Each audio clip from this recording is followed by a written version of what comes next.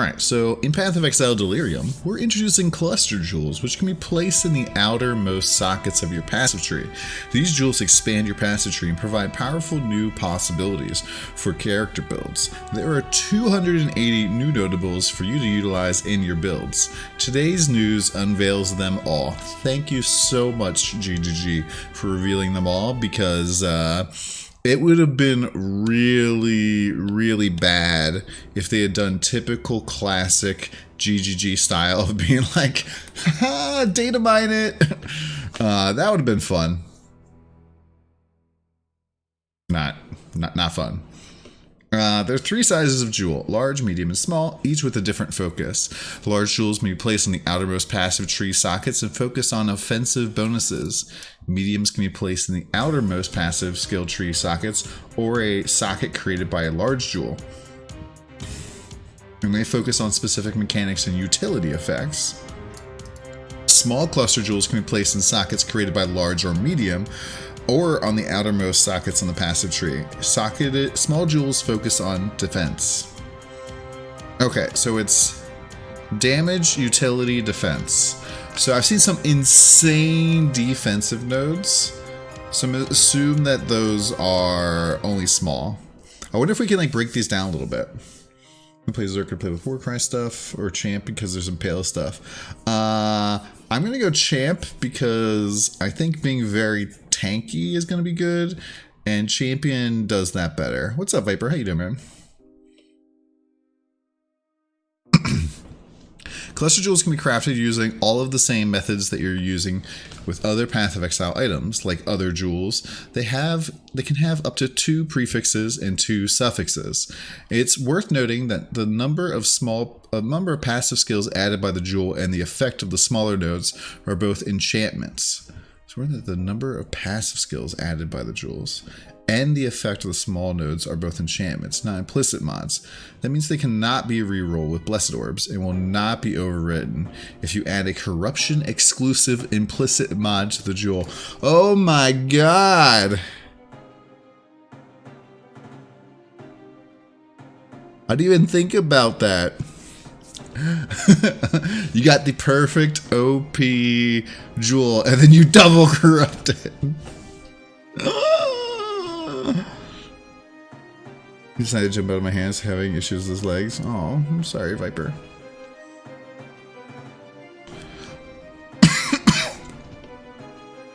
Okay, so the first thing they start off with here are notables. So we have Disciple of Kitava. Every second you consume a nearby corpse to recover 5% life and mana, and 10% more damage taken if you haven't consumed a corpse. So I feel like that's nice, but not necessarily game-breaking. But I'm assuming that with Archmage, having the ability to recover more mana might be a nice thing. Lone Messenger. You can only have 1 Herald, and aura skills are disabled. You do 50% more effective Herald buff on you, 100% more damage with hits from Herald skills, 50% more damage over time with Herald skills, and minions from Herald skills deal 25% more damage. So does this mean 100% more damage and 125% more damage from Hoag? Now he's just relaxing, so glad. That's good, Viper.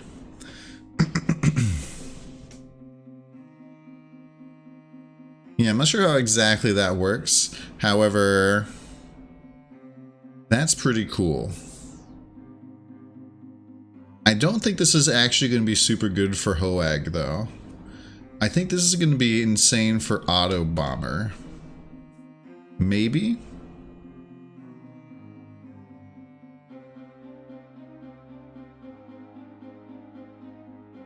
Herald of Purity could be good? Maybe.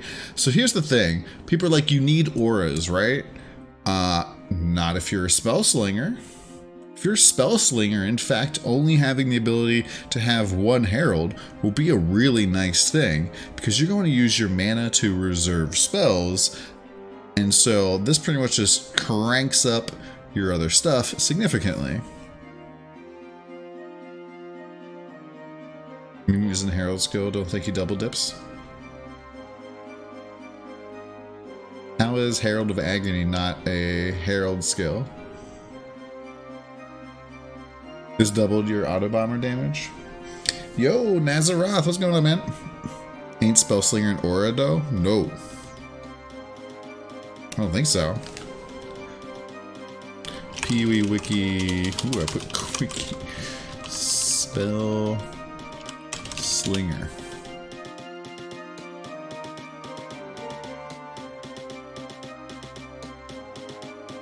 Spellslinger is a new skill support that supports linked gems, activating the skill, blah blah blah blah blah.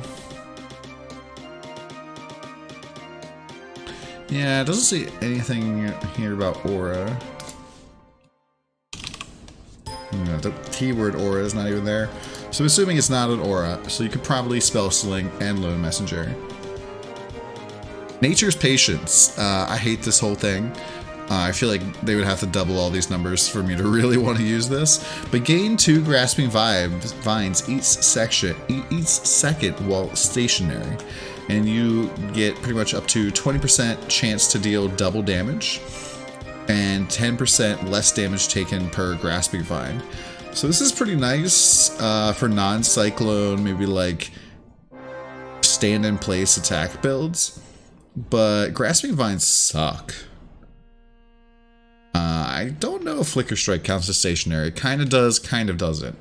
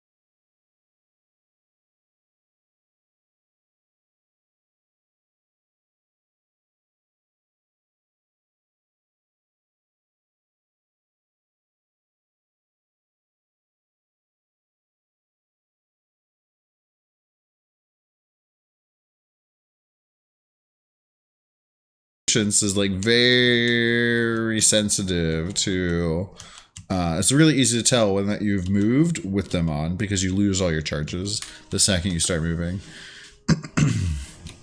Dude, some of these dump tabs are pretty horrendous.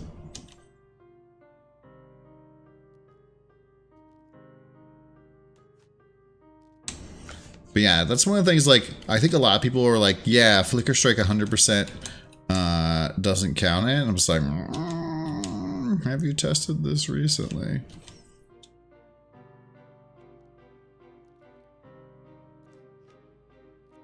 Bane Rend, ED Contagion seems stronger than Delirium. Source of the Brine Crown. Standard tabs are insane, man. Like, just look at all this crap. I've actually gone out of my way to like manually clear out a tab or two. I was having a week where I was clearing out a single standard tab every week or every day of the week. But I didn't make much headway overall. Okay, let's see if it's here.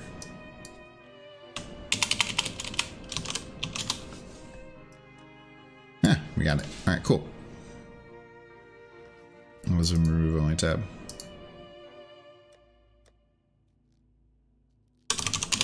Flicker Strike.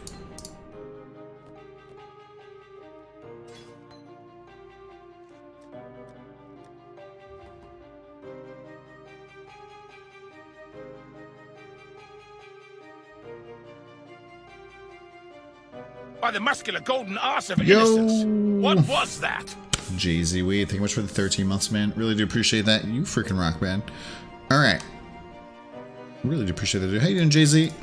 Alright, so standing still, we're gaining charges, right? We move, we lose charges. Alright, hold on. I actually moved to attack there. And, yep, and as you can see, I only flicker strike there. Can we not save your everything, please? And leap slamming, for example, counts as moving.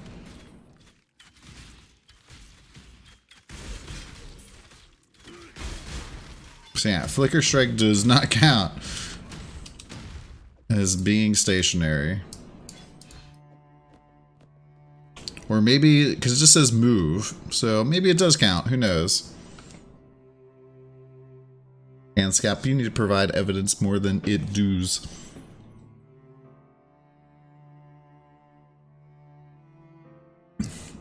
Gonna get immobile so you're finally home again? Ah! I guess it was changed when they added movement or travel tag to flicker, I forgot which one. The keystone says broken by moving. Yeah, it does say broken by moving. So assume that this does not work for flicker strike.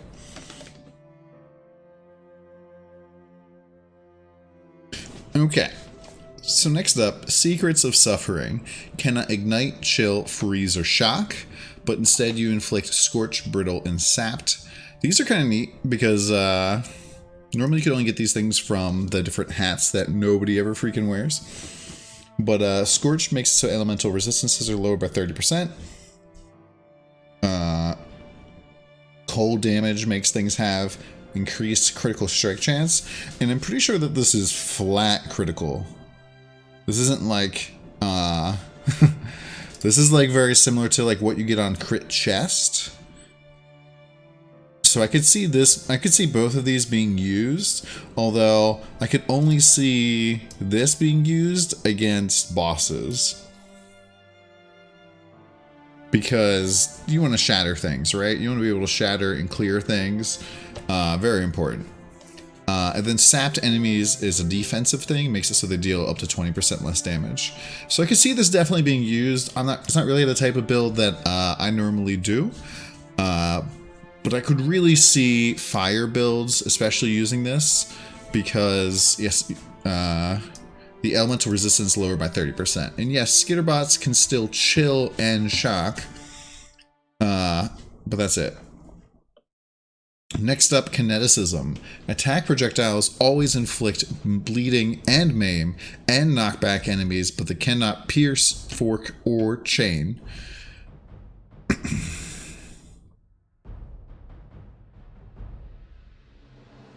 I'm not sure about this one.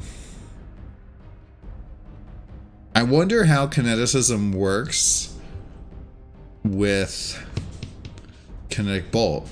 Because kinetic bolt forks will just shoot out like one straight bolt.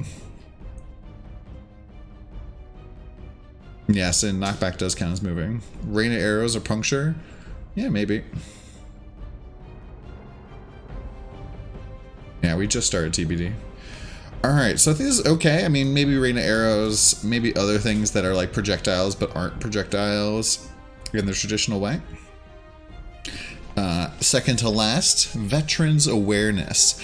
10% to all elemental resistances and maximum elemental resistances while affected by a non-vol guard skill.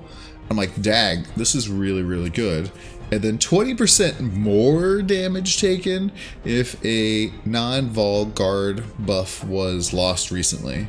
And 20% additional physical damage reduction while affected by a non-vol guard skill. So it's like, when we have the non-vol skill up, we have 10% additional resistances and maximum resistance and additional physical damage reduction. But for 4 seconds after that, we take 20% more damage? But why? That seems really bad. This does not seem worth taking. Because this is 4 seconds. 4 seconds. And you still can't raise your maximum resistance above 90. Yeah, I know.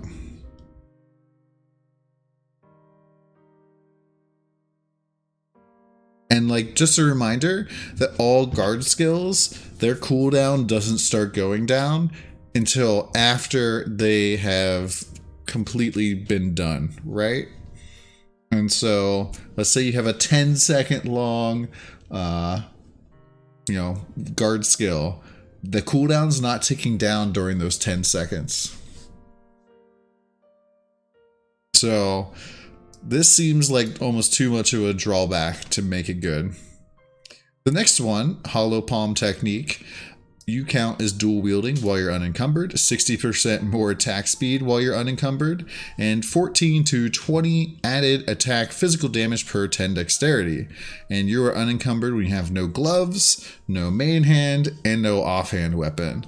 I'll be putting out a build guide for this, but here's a little sneak preview.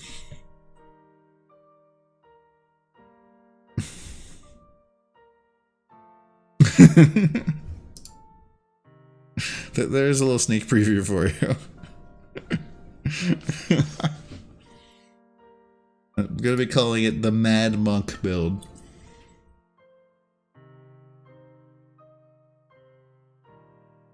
I think we have like 6 million Cyclone on this guy. Assuming they don't nerf change Cyclone. Alright. So, coming up, there's a whole bunch of stuff. These are all in all sorts of Jotaro. That's pretty funny. All sorts of order. I did find this on Reddit. And this appears to be all of the notables ordered instead of just seemingly randomly. These are all organized by icon. And the icon seems to be somewhat close to making it, what did you post? Oh. Okay, yeah. Please don't post stuff without asking for it. Beer at 8:30 a.m. I like your style. It's not a beer. Is it a Corona? No, this is Juaritos.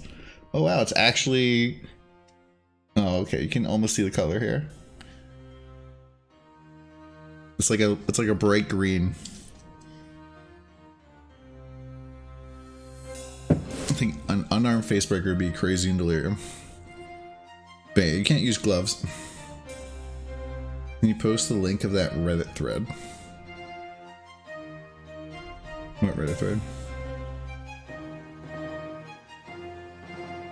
The guy make a better version right after. It's in the comment section.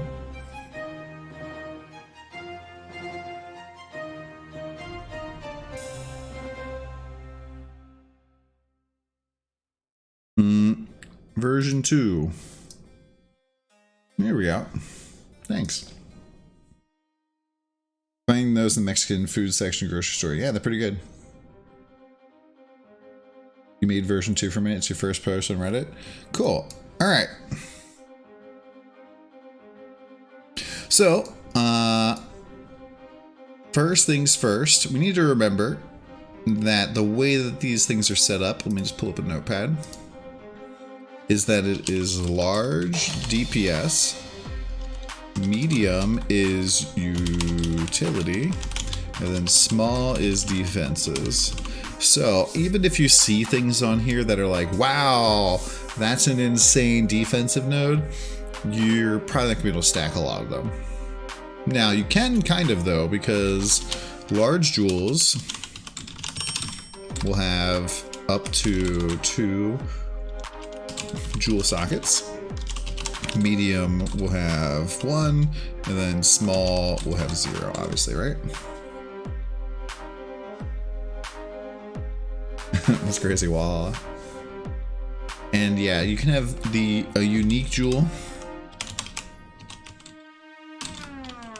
Voices can give you 3. But I'm expecting voices to be a multi-exalt item this league. I don't see, unless voices is incredibly common, I don't see a universe where voices pretty much what it does is it gives you, it's a 4-point large jewel socket, and it's a travel node that gives you nothing, and then it's a jewel socket, jewel socket, jewel socket. So yeah, music's getting a bit loud.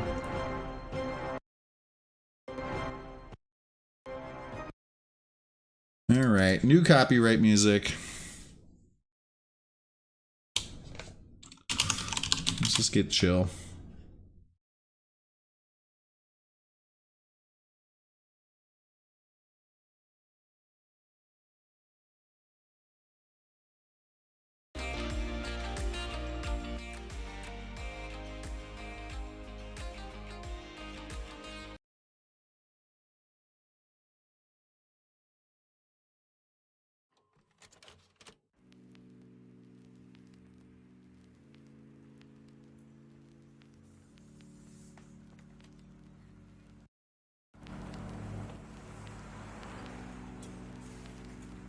Okay. I'm assuming voices will be Conquer Exalt Rarity. That's kind of low, actually, Jolly Fox. This music ready.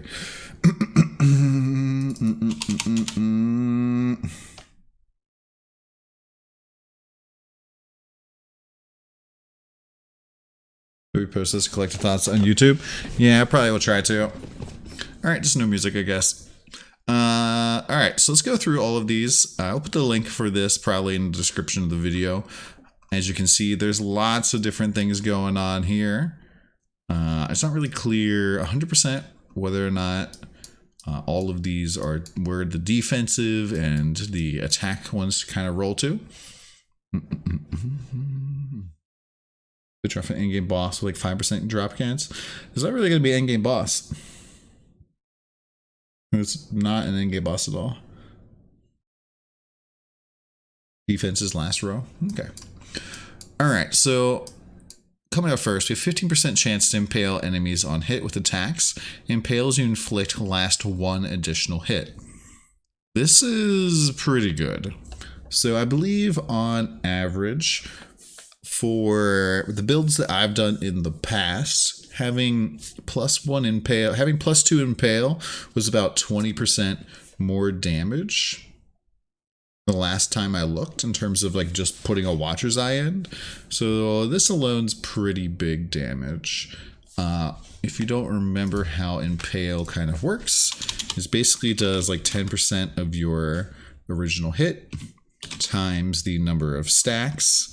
So normally 5 or 6 here, and then times your effectiveness.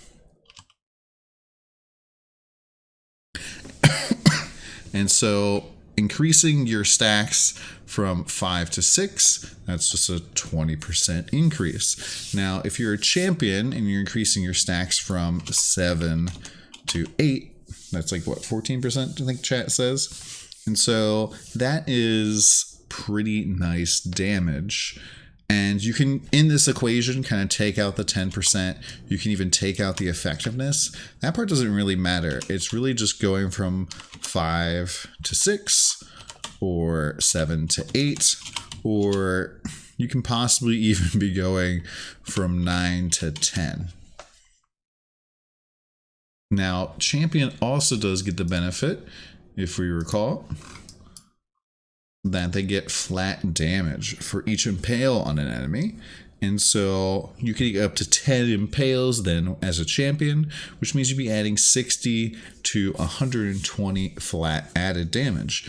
That's pretty nice, especially if you're a facebreaker or something. But I'm not sure how much damage that would actually add. Generally, adding one more stack is not going to be too catastrophically good for a build. So I would say deep cuts is probably pretty worth it. The thing I don't like about deep cuts is it's 15% chance to impale. That seems kind of a wonky number, seeing how this is 5 and then 20 over here. You get 20 from your flag. You get like 20 here, maybe even 30. So getting 15% is just a weird amount. And Chad's asking, but impales are only for attacks, not spells.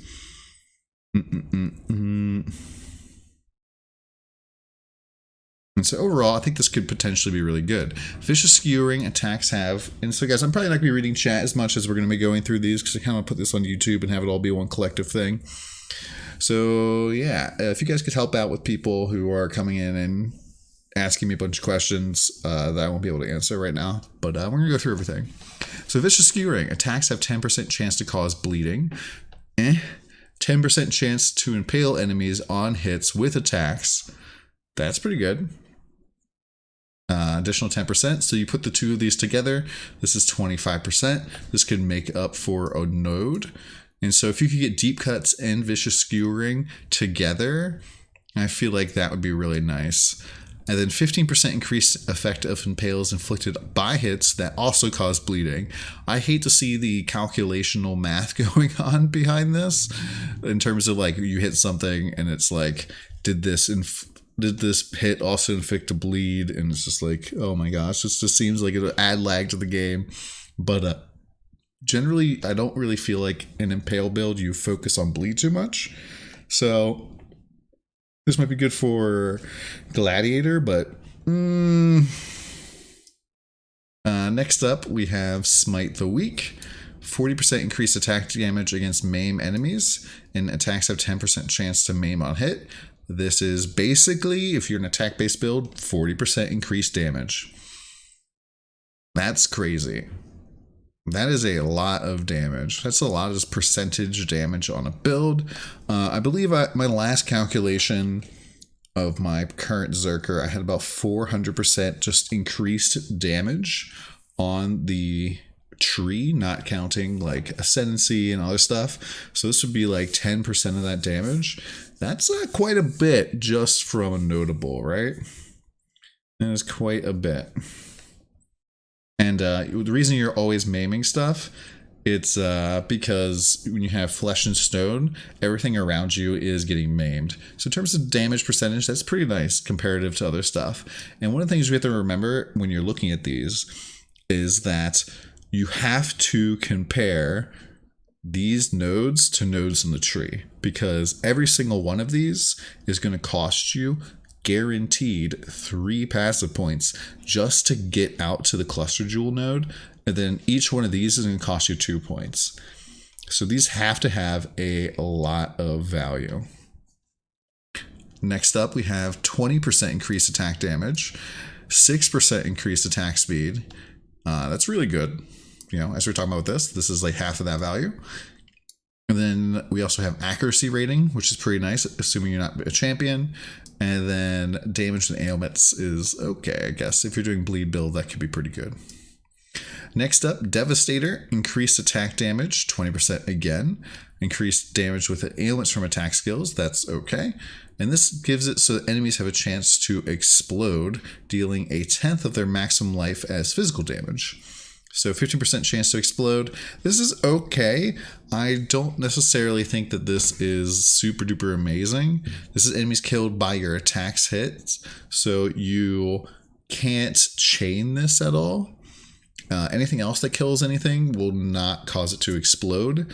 And it's only 15% chance. So this is not going to save you against porcupines. But like, if this happens to be on your wheel, it'll be still pretty nice. It's still 20% attack damage for like 2 points and some explosion. Attack damage leeches life. I don't really feel like this is super necessary. There's already a lot of ways to get leech as an attack-based build. Maybe this might be better for builds that are doing attack-based builds that are kind of in the north section of the passive tree. But overall, like, I don't necessarily think that's all that great. The increased maximum total recovery time per second is also kind of and the increased total recovery per second from life leech. This is like not really, I think, all that amazing. Heavy hitter, increased damage, reduced stun threshold, 20% chance to double stun duration is nice. And then increased damage to ailments from attack skill. So once again, this is just another, it's a heavy hitter type of node. It's increasing the damage, and it is increasing stun threshold. And stun threshold and stuff, and making things get stunned, maybe not all that important. but it does add a little bit of soft defenses. But for the most part, my attack builds attack very fast, so you don't hit relatively all that hard. You don't hit very hard, and so you're not going to stun for that long. Then we have 10% chance to free shock ignite, 30% increased elemental damage with attack skills, so another like 30, another 40%. Not bad. Oh yeah, Quinn will love this one. This is basically, this should instead say heavy hitter, it should say league quitter. I mean Quinn hitter or something. And 10% chance to free shock ignite, increase elemental damage, and this is okay. This is pretty cool. The chance to free shock ignite isn't really all that good if you're a crit based build, because you have 100% chance to free shock ignite when you crit. The increased effect of non-damaging ailments is okay-ish. Next up, we have Fuel the Fight, increased attack speed. We have attack damage leached as mana. Now, this one's actually really cool, right? I think Fuel the Fight is probably one of the better ones I've seen so far. There is a lot of ways to leech mana, but they're kind of in weird locations normally, and sometimes you have to path to weird places to get them. And so increased attack speed is just solid. Increased attack damage leeches mana is very nice. This is great quality of life. This is something you want to see right away. And then increased damage while leeching, you pretty much would always have this as long as your main attack skill is spending mana and you're leeching mana, which I'm assuming that's the case since you're taking this node. It's just 20% increased damage. So 20% increased damage, 8% attack speed, and Giga Utility. Very nice.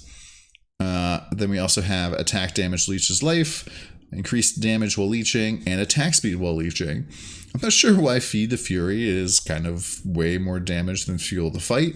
I mean, it's because it's leeching a life, not mana, but I feel like this is also very nice. This allows you to probably path different ways and not have to pick up some of these weird things, but there's a lot of the nodes that do give you leech are things you want to take anyways. Like, a lot of people kind of miss this, but there is leech like right here. There is also leech on this one. So if you're doing one-handers, you want to do that. If you're doing two-handers, you want to do this. But if you're doing maybe like an unarmed build, this type of node might be good. And just an aside, like, this is probably not all that great for slayers anyways. Like, granted, it gives you damage and attack speed while you're leeching pretty much all the time because of the overleech, but it won't make your leech any beefier. We scroll back up. Force multiplier. 5% chance to deal double damage and 25% increased damage for physical damage. That's insane. Force multiplier, actually really ridiculous. And I think that this should kind of help put things like Paradoxica off of the kind of table. Now, this also does work for spells like Blade Blast and things that are going to be pretty popular this league. That increased damage and double damage is pretty cool. But in terms of like, Paradoxica does double damage all the time, but so you can't benefit from this type of double damage if you're using it. And so I think this is going to kind of be a soft buff to rare weapons, which definitely got hurt with the multi-mod changes. Enemies have minus 10% to total physical damage reduction against your hits. I don't really even notice the physical damage reduction at all against most of hits. And I think if somebody showed on Reddit, if you're hitting hard enough above a certain point, the like armor reduction that they're getting is so tiny it doesn't actually do anything. So yeah, I don't think that's all that good. This does give you 35% increased damage or physical damage, which is nice. Next up, we have 10% to all elemental resistances and reduced elemental damage, increased physical damage. Master the fundamentals, absolutely disgusting. Big damage, big resist. I don't know what's not to love here besides the reduced elemental damage, but if you're doing an Impale based build, this is probably pretty mandatory. It's also very nice if you're doing like a cold iron point build where you're not doing any elemental damage anyways. This is really nice. Furious Assault increases the attack and cast speed, increased physical damage, another really good node. Is there like a good example node here? So this gives us like 20% physical damage. This also gives us 20% attack damage while leeching, but doesn't give us any attack speed. Is there one that gives us attack speed? And then, yeah, so it's like 12% attack, 12% physical damage and 4% attack speed. And so comparing that to pretty much double, this is like very much on par, I feel like, with some other nodes. Grim Oath is pretty cool. Physical damage is extra chaos. This does not work, obviously, if you're doing brutality, but it's pretty nice. Next up, Battle Hardened, I think is amazing. Gives you evasion rating and armor. Now, that's not really all that important, but one of the problems I feel like right now with armor is that if you're not really going and scaling armor, it's hard to like get enough like end result to make it actually worth having, because there's not a lot of nodes out there that are like big damage, oh, end armor. And so this is something that I think is going to be pretty good, because this will make your like molten shell and things like that even better. It's pretty good. Next up, we're going into the sword and axe nodes. It's kind of interesting how they have married different weapon types together. In this case, sword and axe have been married together, which I always felt was kind of awkward, because it's like the marriage of the two weapon elites. It's like swords for crit, axes for non-crit, both getting together. It's like the shaking hands meme. To like keep all the other all the other weapon types down. And so it's just like, oh, you want to get rage with everything else? Too bad. Sword and axe have cornered the market on that. And this is going to be cool because it's going to give you the ability to have rage on hit. Now keep in mind, rage is pretty bad right now, I would say, especially because it's only once a second. Like, this pretty much require you to be hitting things for a straight minute.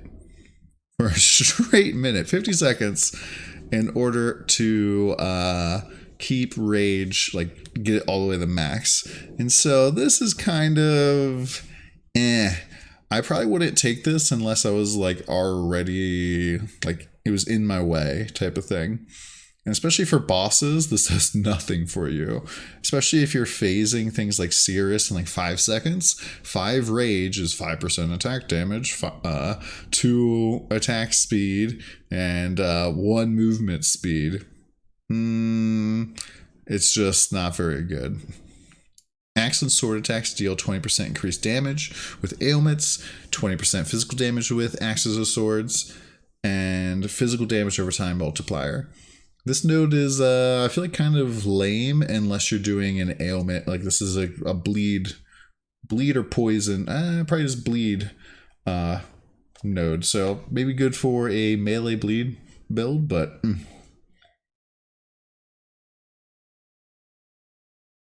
run through axe or sword attacks deal 15% increased damage with ailments, 10% impale effect. That's really nice. 10% chance to impale enemies, and physical damage. So I feel like this is another nice one, especially if you pair it with one of the other ones that we looked at before, like where you have 10% chance or 15% chance.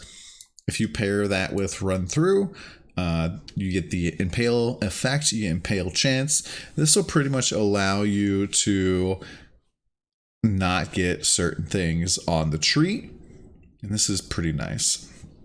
Next up, we have Mace Scepter Staff. Mace Scepter Staff are kind of like the little brothers of axes and swords so far. Let's see what GGG has given them now. 30% increased damage with maces, scepters, and staves.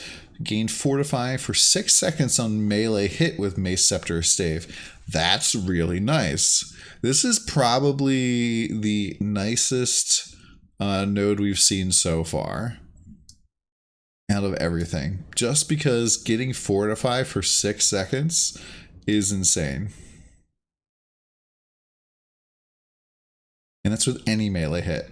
So this even means if you're like leap slamming around, that'll work. That could be really, really nice. It definitely frees up an entire skill gem, and that pretty much is adding utility to the entire build for a lot of builds. Pretty nice. Next up, Mace, Scepter, Staff attack deal 30% increased damage with hits and ailments, 4% chance to double damage, and 20 flat strength. So I could see this maybe being like Brutus's Lead Sprinkler's best friend. This might be bringing that back. Double damage is always nice. Strength is really nice for those types of builds. And damage definitely seems like they've given more love to the other things that aren't axes and swords so far. And then Mace, Scepter, Stave. Increased damage to hits and ailments while stationary. Gain increased area of effect every second up to 50%. Yeah, this doesn't really impress me all that much. Overall, like, if you're moving along, you're not going to ever really see that.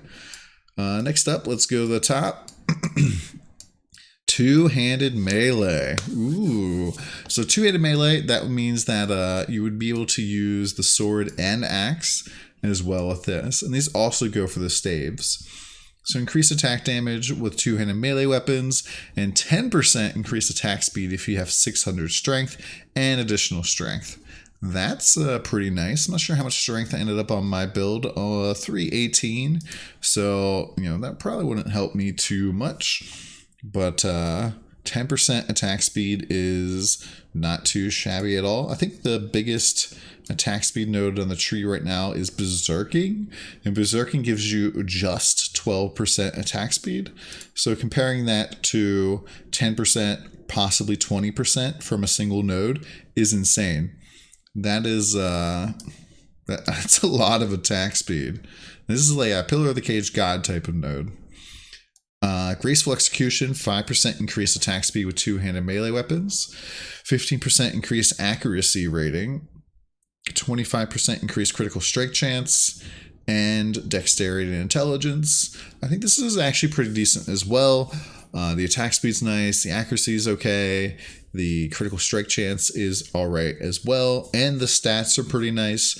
Lots of melee builds really suffer for intelligence and a little bit for dexterity, and so I think this is pretty nice. Next up, Fearsome Warrior, 8% increased area of effect, okay. 25% chance to intimidate nearby enemies for 4 seconds on melee kill.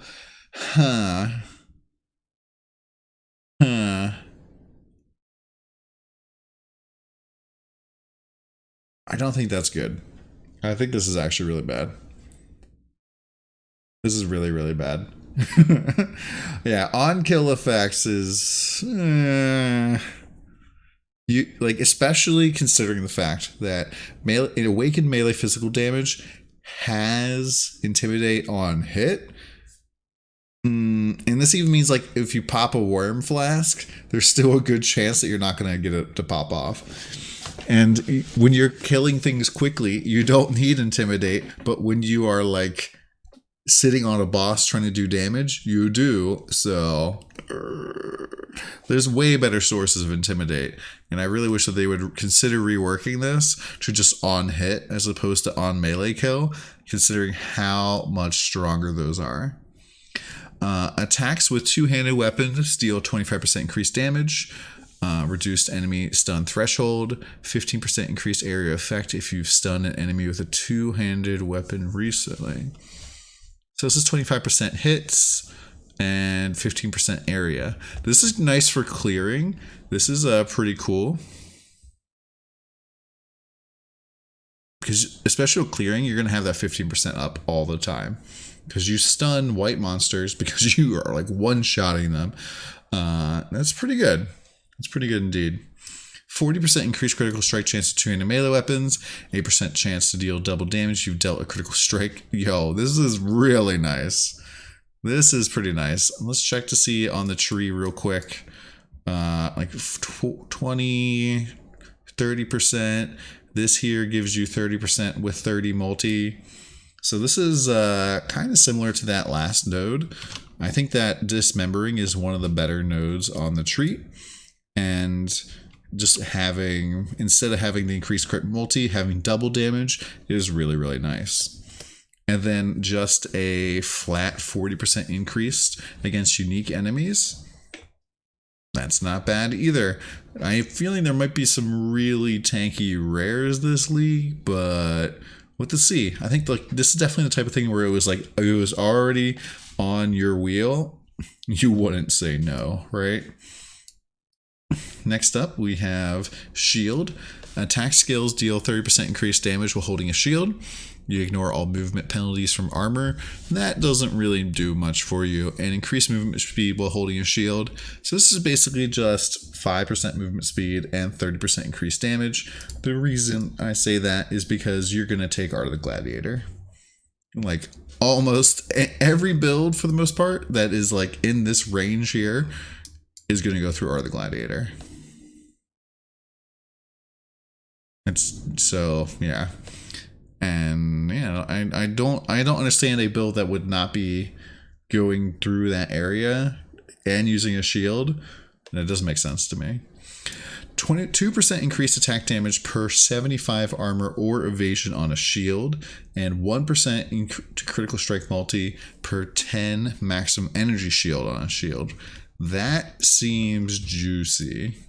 That seems juicy indeed. Let's take a quick peek here. Item category, shield, armor filters. The highest energy shield in standard that I see is 679, but there's definitely some in here that I like searched that are like 400 some. And so 400, this is pretty much 40 crit multi.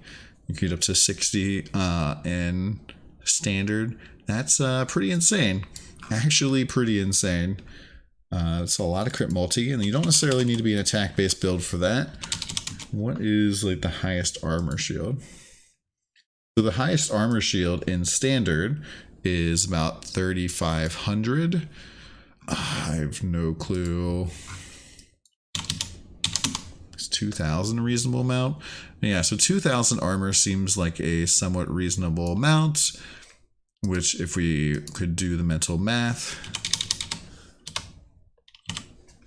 is going to end up being about 26. So that would be a nice little 53% increased attack damage just for holding a shield. That's pretty ridiculous. That is a that's a big node. That's a juicy node, and you could even have like a hybrid shield that has high energy shield and armor at the same time. They would probably be expensive, but you'd be able to get it pretty nice. Trying to find something, an example now.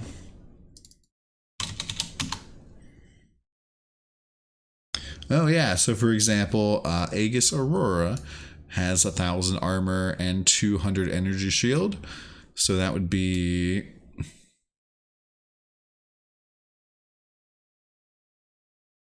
the 200 energy shield means that's 20 crit multi, and then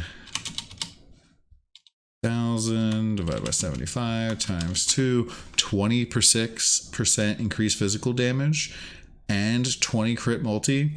That's a freaking crazy amount, right? And that is a lot.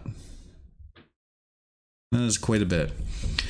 I think the gladiatorial combat might be something that we see a lot of this league. And I think that they're making shields better. by giving them better options. Like so far, I feel like if we're rating the nodes we're getting, sword and axe actually felt pretty mediocre. Maces and scepters and staves felt pretty nice. Dual wield felt pretty nice, but shields feel great. People were asking about magna ellipses.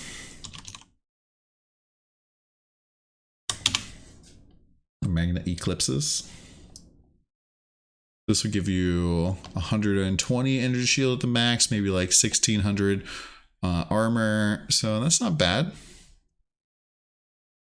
Probably not the best though. Probably not the best. Anyways, moving on. Attack skills deal 25% increased damage while holding a shield and 5% increased maximum life. And that's really good. One of my concerns with the cluster jewel system is that since you're not traveling as much, you're not going to be getting some of the good life nodes. And so getting this might be pretty nice. Next up, wands. Critical strike chance with wands, increased damage with wands if you've dealt a critical strike recently. This is gross. This is really gross. This looks amazing. Enemies killed by your wands have a 10% chance to explode, dealing a quarter of their life as chaos damage, and gain 10% of wand physical damage as extra chaos damage. Wow. Wow, that's pretty big.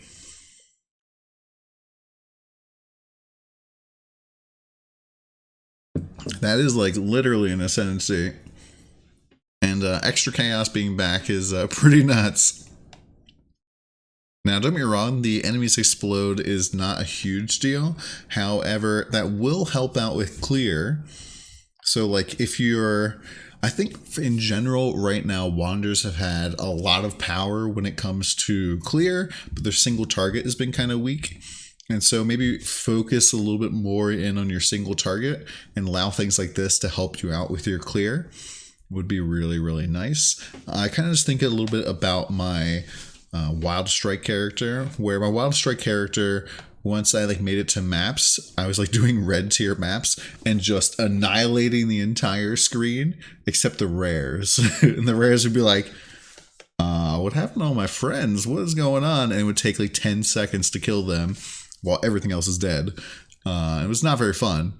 And so I had to go crazy single target. Princess Kenny, thank you very much for the sub. Really do appreciate that. You freaking rock. Hope you enjoy the emotes, and I hope you enjoy the #1 lion wearing a crown emotes on the entirety of Twitch. That seemed kind of loud because there's no music. Where am I seeing it broken down? This is, I'll link it in chat again. I think chat keeps linking it. But I'll link this also in the description of the YouTube video as well. I'm going to mute notifications. But thank you much for the sub. Do appreciate that. Storm's Hand. Gain 10% of wand physical damage as extra lightning damage. And wand 25% is converted to lightning. That seems really nice. I really feel like they're pushing physical wands. I also feel like Piscators is going to be a noob trap this league. People are going to be like, oh, Piscators, it was the best, but I feel like Piscators is probably going to go from being like S tier amazing to being maybe like B tier. And there's going to be a lot of like awesome wands. And to me, that's really neat because I remember when I first started playing PoE that wands were kind of this epic field where it was like only the really rich, the really crazy big boys would play wander builds. Like Skyforce sorcerer boots were made for a wander build, and those used to be like one of the most expensive items in the game. And so seeing wands kind of like ascend back to where they used to be, hopefully would be pretty cool. All right, next up we have bows. I hope that these are amazing because I really don't feel like bows got all the love that they should have gotten. Arrows gain critical strike chance as they travel farther, up to 100% increased critical strike chance. Arrows gain damage as they travel farther, up to 50% increased damage with hits to targets. That could be pretty good. I don't like these types of nodes because how much is farther It's not really clear, and it just feels kind of like... Bow skills have increased area effect.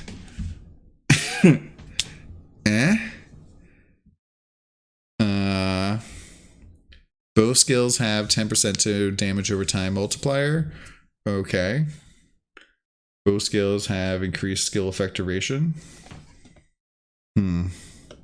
Yeah, I kind of feel like that is kind of bad. And I kind of feel like bows got screwed over there. Someone asked, do you think that this will affect ED Contagion Trickster? No idea. We haven't gotten that far yet. But I don't think bows got lucky.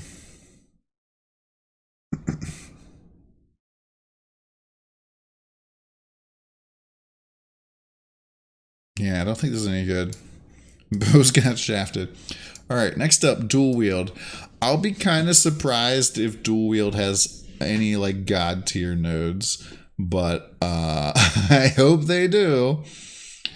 Next, first up we have hit and run. Attack skills deal increased damage 20% while dual wielding, 4% chance to dodge, attack, or spell hits if you've hit an enemy recently. That's pretty nice. That is pretty nice indeed. I really like dodge because it just like, you just don't take damage. But yeah, 20% damage. I'm not sure you'd necessarily want to build around that, but if it was in your way, you certainly would take it. 5% chance to block spell damage while dual wielding. Attack skills deal increased damage. Chance to gain a power charge when you block.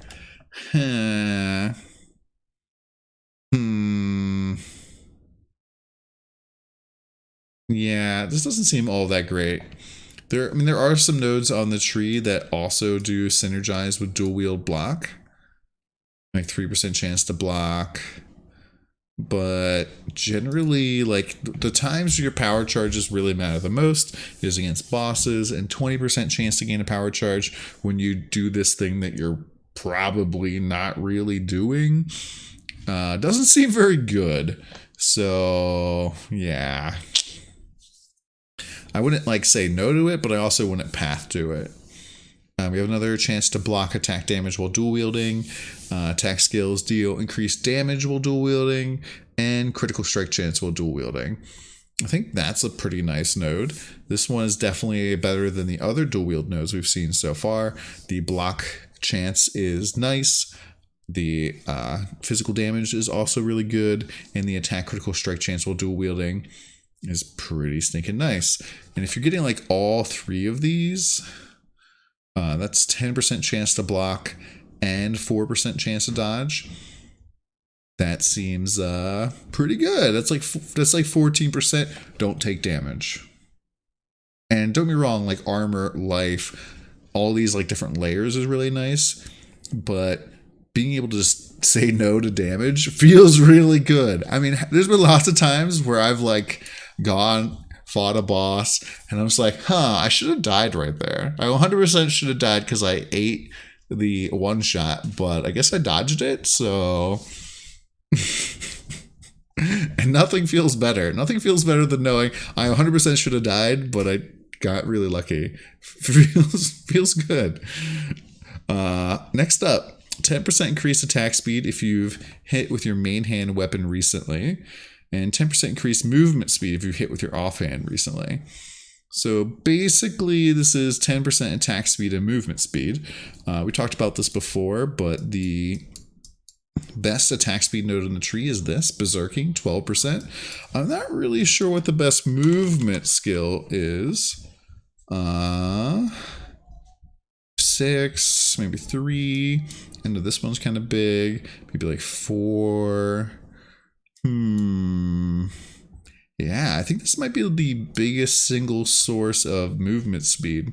So this would be really nice. Really nice for like Cyclone, for example. Dual wield Cyclone. or really any dual wield movement speed skill, which is basically just Cyclone and Charge Dash. So if I was playing Charge Dash, for example, or Cyclone, this would be something I would definitely want to have on my wheel. Next up, Insatiable Killer. Attack skills deal 20% increased damage while dual wielding. 5% increased attack speed while dual wielding. 5% chance to gain a frenzy charge on kill while dual wielding. I think this is okay at best. The chance to gain a frenzy charge on kill while dual wielding is interesting, but I'd say lots of builds you want to run Blood Rage, like attacking, Blood Rage, it's just a thing, right? Those go together like peanut butter and jelly. Adding 5% additional chance to gain a kill while dual wielding, this reads Flicker Strike to me. And that's it. 5% chance to gain a frenzy charge on kill. So maybe for Flicker Strike, maybe for dual wield Flicker Strike, which is kind of weird. That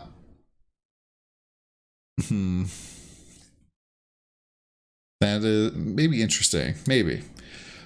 Up next, increase attack speed while dual wielding, increase accuracy rating while dual wielding, 32% increased damage if you use a travel skill recently.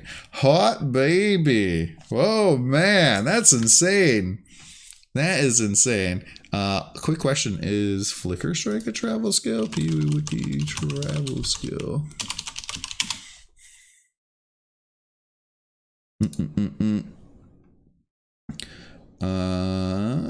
No, it is not. So we're talking like Leap Slam, even Phase Run here, Whirling Blades, Withering Step, for example, Smoke Mine. So yeah, this pretty much just means like, are you moving? Deal more damage. Oh, also have accuracy and also have attack speed.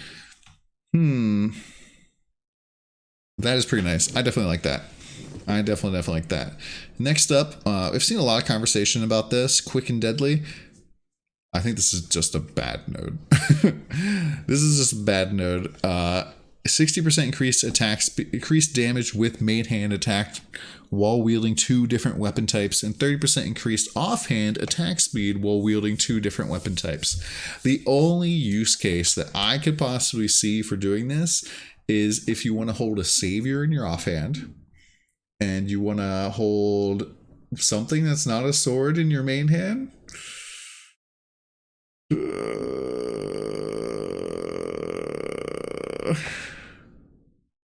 Like Verenostra is not very good, IMO.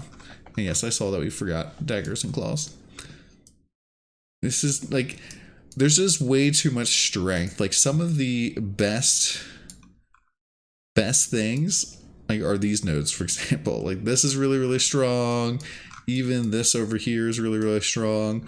This is over here really strong. And guess what? If you're playing a melee build, you're probably gonna be using this jewel socket or this jewel socket because they're like not really out of the way. And then this, you know, you kind of end up looping around anyways for Fortify. So you're going to take Blade of Cunning, which is freaking disgusting.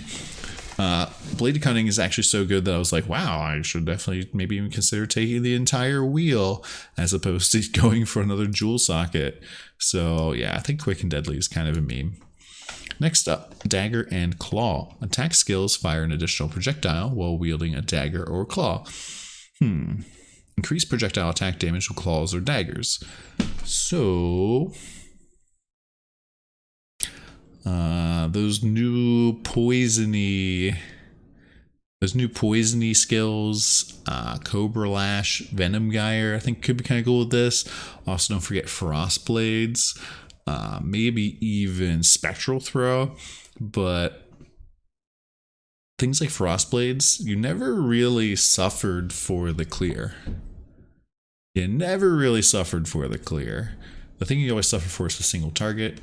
So this might be something that like you pick up on the way somewhere else. I'm also kind of hoping that like you can't get like, I'm now thinking about this real quick. I'm really hoping that you can't get like staff and dagger and claws on the same thing, right? So it'd be like, oh man, this jewel would be great, except it has staff, dagger, and sword. Ugh. Not something you'd want. Next up, wind up. 15% crit multi. It's not bad. 10% chance to gain a power charge on non-critical strike. That's also not bad. Power charge generation is something that attack builds can kind of suffer for, especially if you're not using Assassin's Mark, especially against bosses. So I think this is a pretty good node. Not the best, but pretty good. Crit multi is always nice. I've noticed we haven't seen much crit multi at all so far.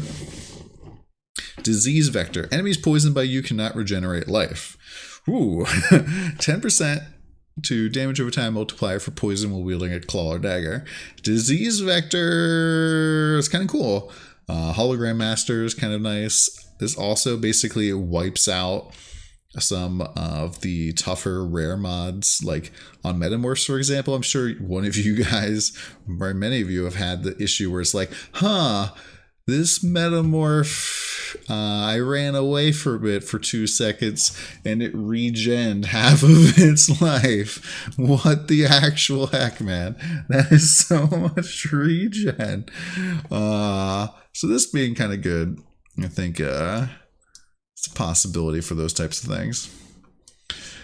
So it looks like now we're getting into non-weapon type specific things. Next up is projectile. Projectiles deal 50% increased damage for each remaining chain. Mathel called, he's going to put this onto Magma Orb tomorrow. Increased projectile damage and chance to taunt enemies on projectile hit. Why? Why? Yeah, this is actually only a 15% increase, not more damage, so it's not all that great. But why taunt? It doesn't make any sense. I mean, 35% is not a bad number, but the maybe like taunt totems, like so your ballistas are shooting stuff and you're staying safe. Maybe that could make sense. Yeah, definitely that's probably what you're going to use it for, is for taunt totems. Champions will already be taunting everything with their totems, but like there's not really a lot of things that actually interact with taunt right now. Next up, we have increased projectile damage and increased attack and cast speed. This is a huge node. This is a huge node. 30% increased projectile damage and 8% attack speed. That is a lot. That's a lot of damage. Projectile speed and projectile damage. That's also pretty good. Increased projectile damage. Increased projectile damage with hits against nearby enemies. So if something's near you, this is a 60% damage node. So if you're already planning on being point blank, this is going to be a really, really good, very nice little pickup. That is a lot of damage. Freezing pulse and other things probably go with that as well. Projectiles pierce an additional target. This is really great. There's a lot of builds that like shenanigans their way into one additional pierce, or they're like coming over here and they're taking piercing shots, even though they only really want to get like one projectile pierce to like really make the build feel good. So going over here and spending maybe 4 or 3 nodes in order just to get pierce, when instead you can get it onto a wheel. This will probably be like, this feels a little bit maybe more medium, maybe even maybe a large jewel node, but like +1 pierce is pretty good. Oh yeah, and Molten Strike. This is amazing for Molten Strike here. This is insane. Eye for an eye, really amazing. All right, next up, we're gonna go over here to crit. So crit is something that I did not spoil any of these for myself, because I feel like crit has pretty much the potential to like make or break this system for my builds, because generally if you look at the passive tree, we end up trying to path towards a lot of crit, like crit over here, crit over there, crit everywhere. And granted, like we also even like Unnatural Instinct these nodes and stuff, and so those are all pretty nice. Oh, that's why. But critical strikes having 5% chance to deal double damage. Pretty good if you're not a paradoxical user. And 40% increased critical strike chance. That's very similar to this over here. This is giving us 30 and 30 with multi, so double damage is pretty nice. I'd say that this is maybe not something you want to go build towards, but something that's still pretty good. Next up, we have damage over time multiplier for Ignite, increased effective chill, increased effective shock, and increased critical strike chance. That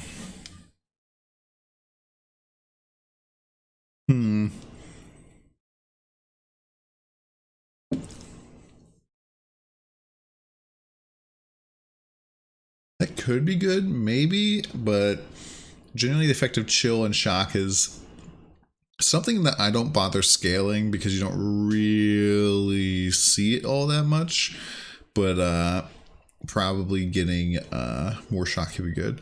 Denzart 1908, thank you much, man, for the 4 months. Does mean a lot to me. Hope you're doing well, dude. There's no alert noises right now because we're trying to make a YouTube video. Quick Getaway, 5% increased attack and cast speed, 5% movement speed if you dealt a critical strike recently, and 25% critical strike chance. This is amazing for Cyclone. Really, really good. Attack and cast speed is really nice. Movement speed always feels good. And critical strike chance. This is definitely something that you'd probably want to take if you're a Cyclone character. Reduced enemy stun threshold and 20% critical strike multi. That is pretty good, I think. Crit strike multi, if you're looking over here, is like 15% on some of these minor nodes. 16% there. So this isn't like super huge. It's definitely something that you wouldn't like go and build out the entire cluster for, but still pretty nice. 10% chance to gain Unholy Might for 4 seconds on critical strike. That is pretty nice. Unless you're using Brutality, in which case you can't do chaos damage. I always feel like Unholy Might needs a rework. And the reason for that is because Unholy Might gives you physical damage as chaos damage, but if you are using just physical damage, if you're scaling just physical damage, then you use Brutality, so therefore you can't use Unholy Might.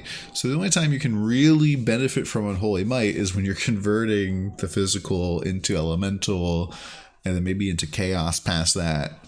And so Unholy Might maybe needs a rework. Next up, Savage Response. 50% crit multi if you've taken a Savage hit recently. You could maybe make that into some sort of take big damage spell loopy type of build. Looking at you, Juices, but it's not something that is too amazing. Like, you generally don't want to be taking big hits every 4 seconds and increase critical strike chance. They're both okay. Basics of Pain, 20% increased damage, 30% increased critical strike chance. It's not bad either. Alright, next up. AOE.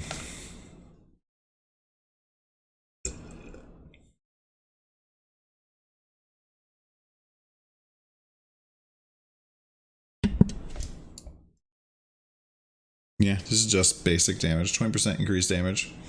That's kind of nice, actually. 20% increased damage and critical strike chance. This means it's going to scale everything. Even like your exploding and stuff. Did we skip the dot group? No, we're gonna go across the top up here, and then we're gonna go down to here, do dot, and then we're gonna go across just 2 minion groups. Oh, great. And then we're gonna come down here, we're gonna do all of this. And then we're gonna go down and do all of that at the bottom. That's kind of the goal. So next up, AoE. 10% increased area effect, 10% area damage, and 10 crit multi. So good. This is really nice. AoE on the tree, kind of a pain in the butt. And so just getting AoE damage, and crit multi, all really, really nice. I say this kind of compares a little bit to Brinksmanship, which you're going to get basically 10% area damage and 20% damage getting there. And then you also get an additional 20% area there. So overall, that's a lot of area, like 30% area, plus some attack range, plus reduction to area damage. And so this is like the defensive AoE node, whereas this is the offensive AoE node. So I'd say it's pretty good. Now, you can see that Assert Dominance also comes in here, which is next. And this gives you area damage and 15% area effect if you've killed recently, and 10% increased area effect if you've killed 5 enemies recently. So 25% area effect, that's even bigger. Even bigger. And so expect to see this on Headhunty Boys, because, yeah. Legion style AoE is back on the menu. And this won't help you during boss killing, obviously, but this just helps ramp your clear up a little bit. Next up, Powerful Assault. Increases area damage. Area skills have a chance to knock back on hit. I don't like this one at all. I don't like this one at all, man. Knockback bad, generally. That's why Lion's Roar's knockback is a negative. Increased area damage while wielding a two-handed weapon. Increased area effect while wielding a two-handed weapon. That's just generally nice, right? Vast Power, increased area damage, and 3% increased area effect per power charge. That's okay. I mean, lots of builds you can get 3, maybe 4 power charges, but nothing too crazy. Now, if you are playing some sort of assassin, stacking up like 10 power charges, that's still okay. Next up, we have area damage and skills supported by Intensify, have +1 to maximum Intensify. Now, if I recall correctly, Intensify makes it so that you deal 10 to 16% more area damage per Impale. Not per Impale, per intensity. I'm so used to I and damage being in Impale. And so every time you use the skill, you gain intensity up to a maximum of 4, and you lose them while moving or immediately if you teleport. So this pretty much means that this is 16% more damage if you're standing still spamming. Pretty good. Pretty good if you're standing still just face tanking. Kind of bad if you're moving, but kind of neat. Next up, Towering Threat. Increase maximum life, that's nice. Increase area effect and increase character size. Oh. I'm seeing it now, guys. Picture it in your mind eye. I built a build that has 10 of these. The characters in standard are gonna be like, are you using a headhunter, sir, in town? Oh my gosh, so dumb. So dumb. Increased character size is a bad thing. Next up, channeling. I'm kind of excited to see there's channeling, its own thing. Channeling skills deal increased damage and regenerate life per second while channeling. This is great. This is amazing. And the reason for this is because channeling doing more damage is nice, but then regenning is pretty cool because, at least for melee builds, just counters out Blood Rage and, you know, maybe some other degen effects that certain Ascendancy classes get, like, I don't know, Rite of Ruin. And so that helps out a lot with that. Like, if you got an additional little bit of regen, that would be pretty insane. So yeah, pretty good here. I definitely probably wouldn't, like, build towards that 100%, but like if it was on the way. And this is also good sustain for like cast on crit builds as well. Attack chance to avoid being stunned while channeling. So I mean that's kind of good for a non-cyclone, and they do more damage and reduce mana cost of channeling skills. Let's say overall this is a pretty nice. I probably wouldn't go and get this directly, but if it's in the way, I definitely would get this yourself. Next up, precise focus. 50% increased critical strike chance while channeling. Okay. 30% crit multi if you've been... Oh my god. Oh my... Cyclone's back on the menu, boys! Oh my gosh, and the next one's insane too. That is gross, right? Because you just stay cycloning forever. I love this next one. I actually like this next one is making me so fucking excited. 8% increased attack and cast speed while channeling. Immune to curses while channeling. That is another flask mod. That means we could probably go out and put like a Katarina flask mod on there or something. Or be immune to shock. Or be immune to poisons. Or be immune to something else. That is so good.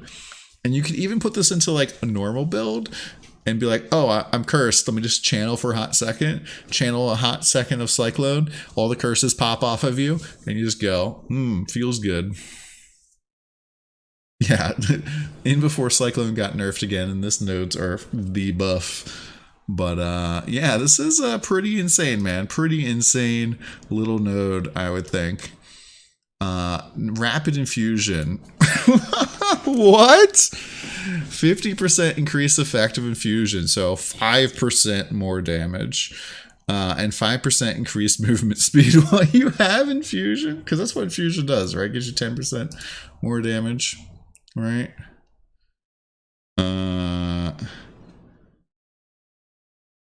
So infusion grants 10% more damage of types matching the skills supported skills gem tags. Channeling support skill, take 8% less damage. I don't think that that's part of the infusion. But yeah, so that's just 5% more damage. This says 5% more damage, 5% more movement speed. But this is only of the type, right? So Cyclone, this is 5% more physical damage. Charge Dash, this is 5% more lightning damage. That is pretty nuts. I think these channeling ones are some of the most insane ones we've seen so far.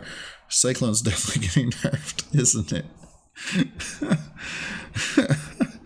No, that's not part of the physical damage reduction is not part of the infusion. Enduring focus. Channeling skills get increased damage. 25% chance to gain endurance charge each second while channeling. Okay, this is another really good one, right? I definitely I definitely would use this.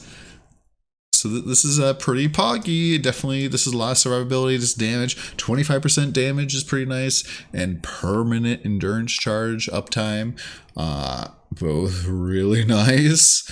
If you don't know, endurance charges give you resistances, and they also give you physical damage reduction. So this, and there's lots of times where like getting endurance charges as a non-juggy boy is hard. So this basically says, give you resistances and 12% increased flat physical damage reduction. Pretty nuts. 4% chance to block attack damage while channeling. That's nice. And 4% chance to block spell damage while channeling. Channeling skills deal increased damage. Yep, this is another nice node, especially if you're doing some sort of max block character. I think one of the problems with max block generally is that you have to like stretch out and go to all these places to get all of these good nodes, and it doesn't leave you a lot of opportunity for damage. And so this being a 4% block, 25% damage is very nice. Increase attack and cast speed while channeling. That's good. 5% attack speed while channeling and 20% more damage, and gain arcane surge after channeling for 1 second.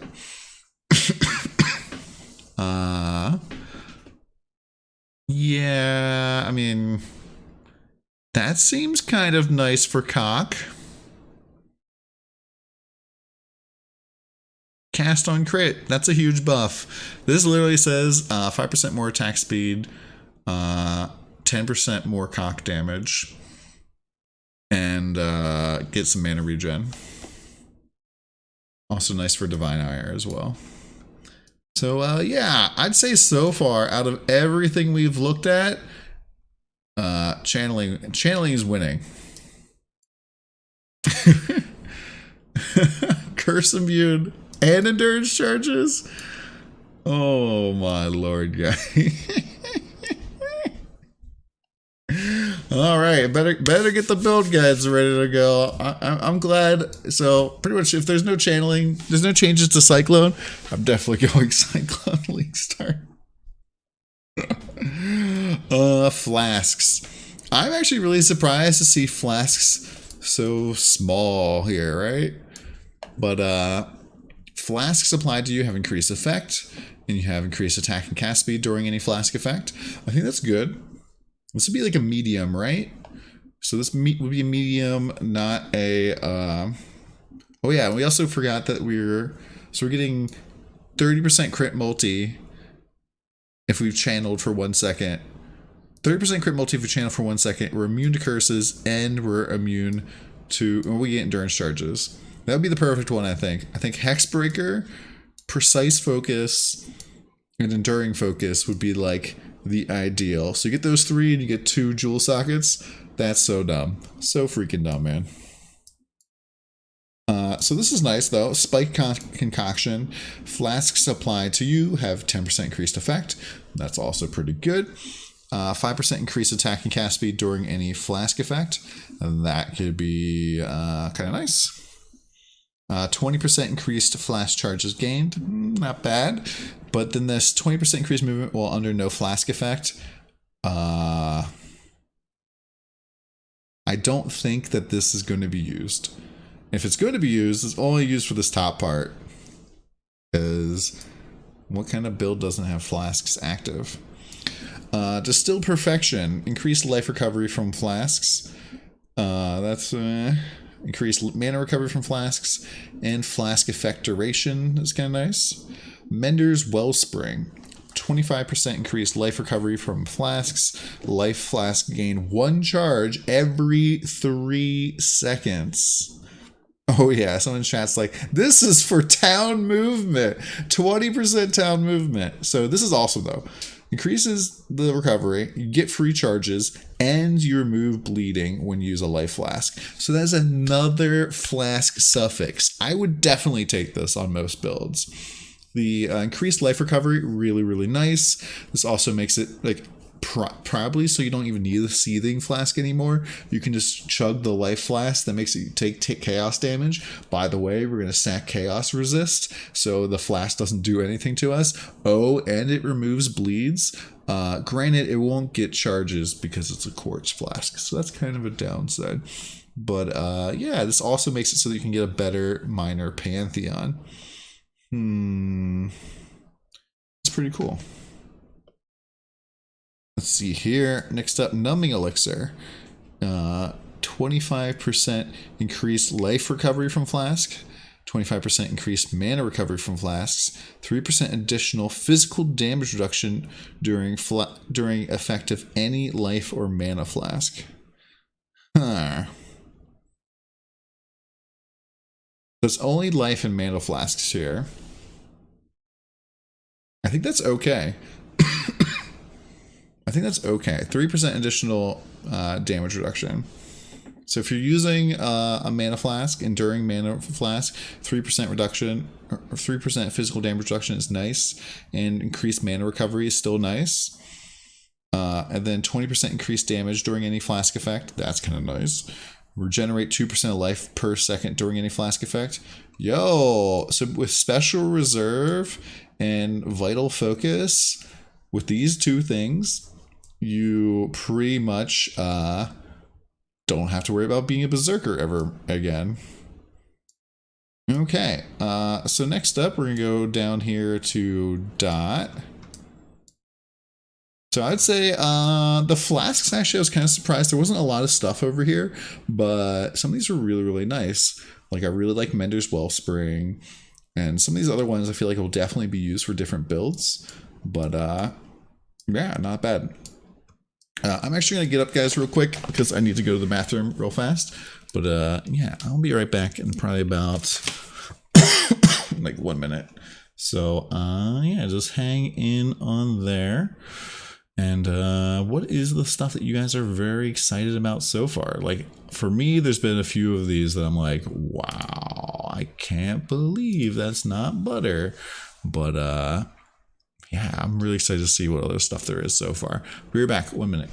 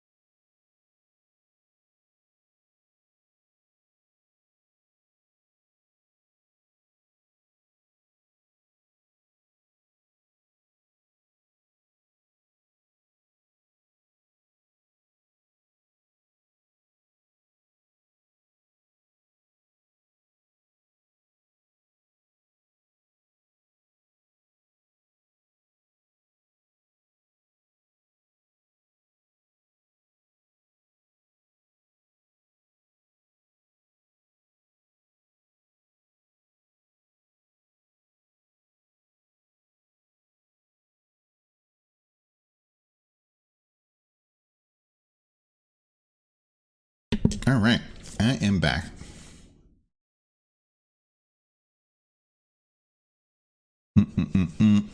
So things that I'm kind of seeing a little bit questions in chat is that can you stack these? And I would say that 100% you can. And my logic and reasoning for that is the fact that if you look at Legion jewels, sometimes they can give you the exact same node.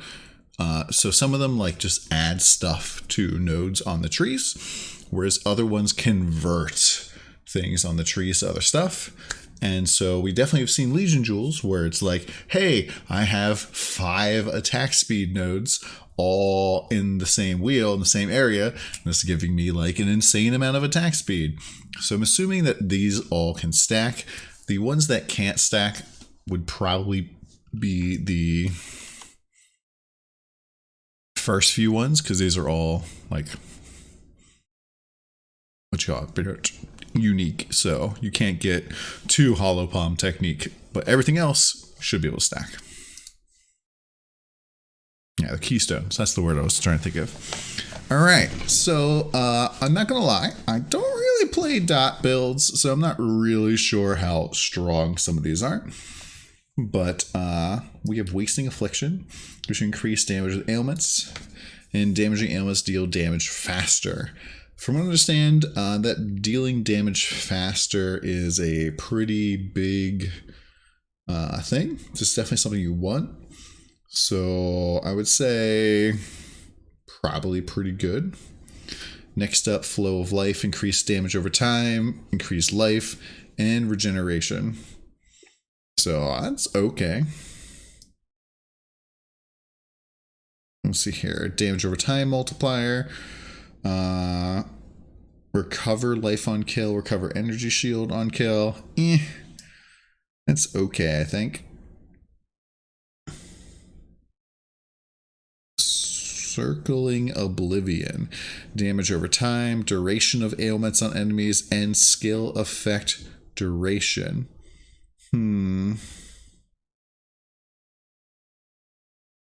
That seems kind of nice. Damage over time and skill effect duration. I could see this pretty good.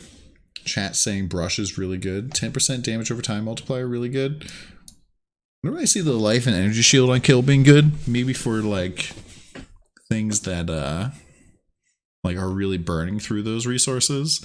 For other things, could be pretty good. I feel like Circling Oblivion could be really nice. Poison Blade Vortex really just takes everything here and uses it. The dot multiplier, the only note to note is 8%. Okay, so that's pretty good then. 18% to damage over time multiplier for ailments from critical strikes. So that seems good then. And increased critical strikes. But this is like probably some sort of assassin poison build. So yeah, it seems kind of nice. Exposure therapy. Damage over time multipliers. Once again, pretty good. And chaos resistance against damage over time. I could say that's pretty good. It's going to help protect you against some of the crappiest damage in the game, which happens to be poison damage, like on the floor. Increased damage over time. Increased... What is this weird section over here? Hello? There we go. It's really bothering me for some reason. Where were we? So increased damage over time, increased maximum energy shield, and regenerate 2% energy shield per second if you killed an enemy recently. This is nice. Especially like the old school Righteous Fire on energy shield charge around type of build. That is that seems pretty ridiculous, right?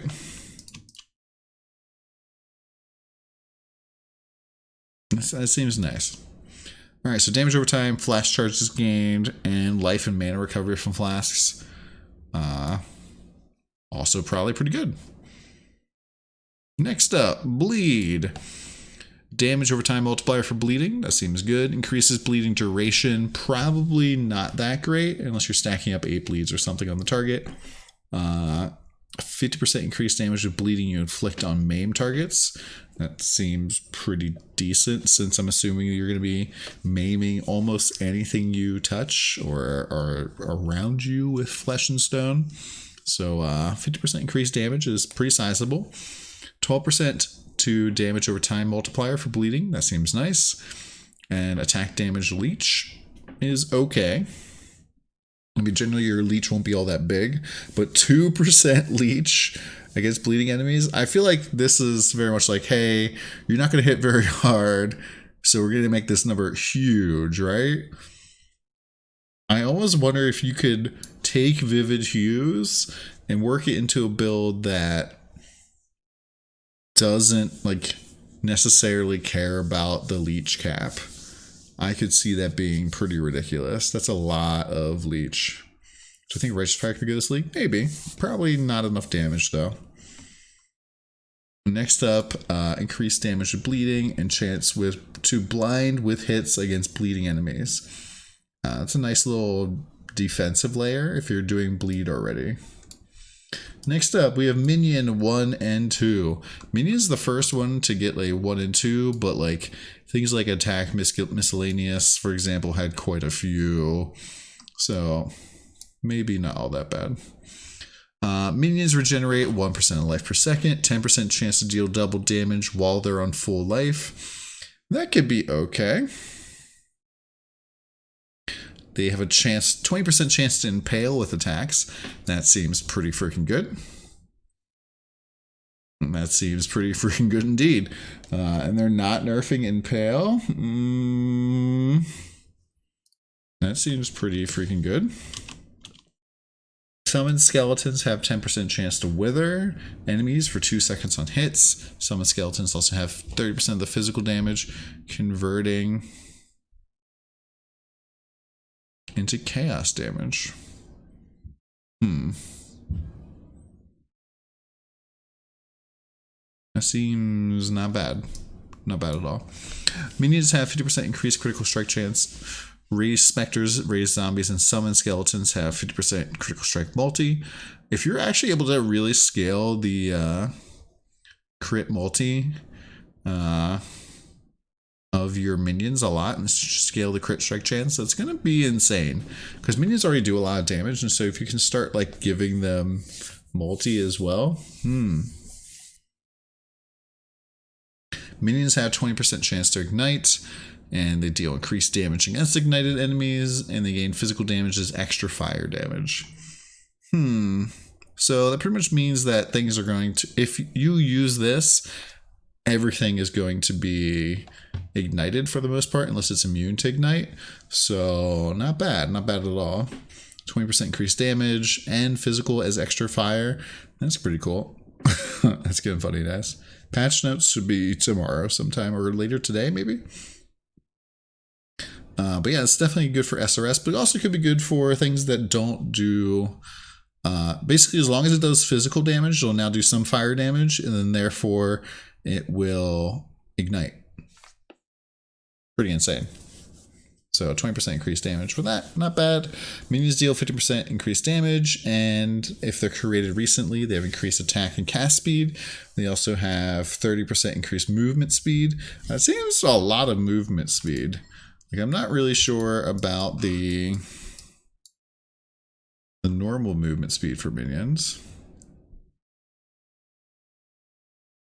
There's no movement there. 10% movement here. There's not a lot of movement on the tree for minions. So that seems a lot of movement speed.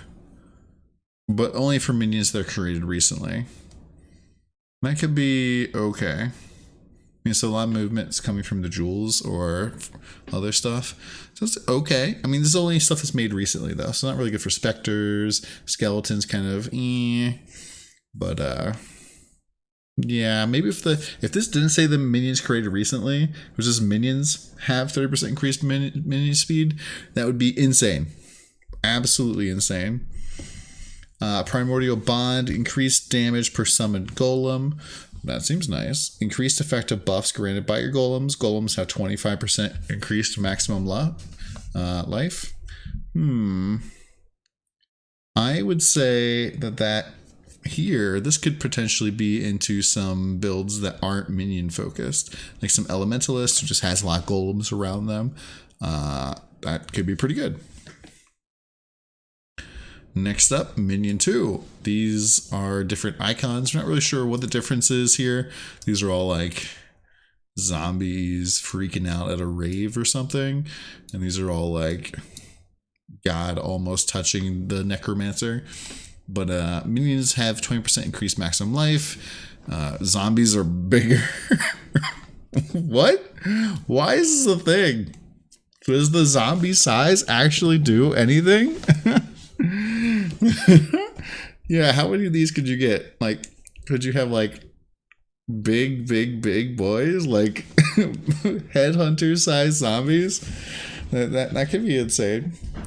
Yeah, the intimidation factor could be ridiculous, and they have 5% chance to taunt on hit, which is not bad. Minions have increased maximum life. That's pretty good. And if they're created recently, they cannot be damaged. Not really bad either. Feasting Fiends. Minions have 10% increased maximum life, damage, and they leech. Okay. I'm not sure if that's really good, but okay. Minions have life, movement, physical damage reduction, and chaos resistance. I feel like this is pretty good. There's more movement speed, which we haven't seen a lot of. This is blanket movement speed, which is pretty nice. And a lot of defenses, not terrible. Minions have increased maximum life. They regenerate life per second if a minion has died recently. And minions recover 4%. Huh? Is this all minions recover 4% of life on minion death?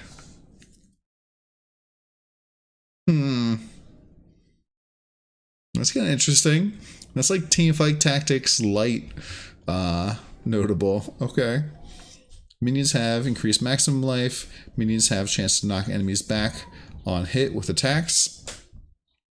Knockback bad, right? So I'm not sure if that's good.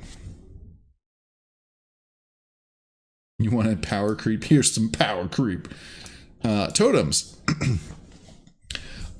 We are going to have increased totem placement speed, increased attack and cast speed if you've summoned a totem recently. That's interesting. Increased totem damage, duration, and increased damage if you haven't summoned a totem in the past 2 seconds. Huh. I feel like that's kind of a feels bad, man. Because it's like, oh, I should probably summon another totem, but then I lose damage if I do. Like, Increased totem damage. Totems hinder enemies near them when summoned. That doesn't seem all that good. It's more like, don't run away from me, things that I'm trying to kill. I don't think that actually helps, right?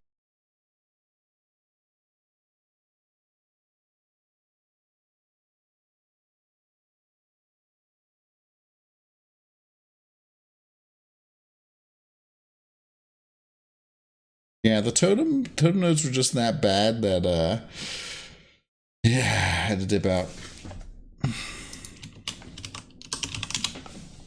Yeah, just reload or refresh.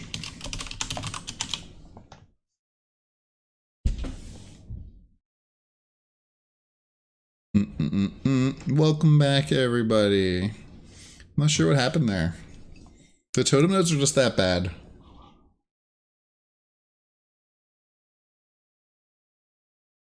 So where did we leave off?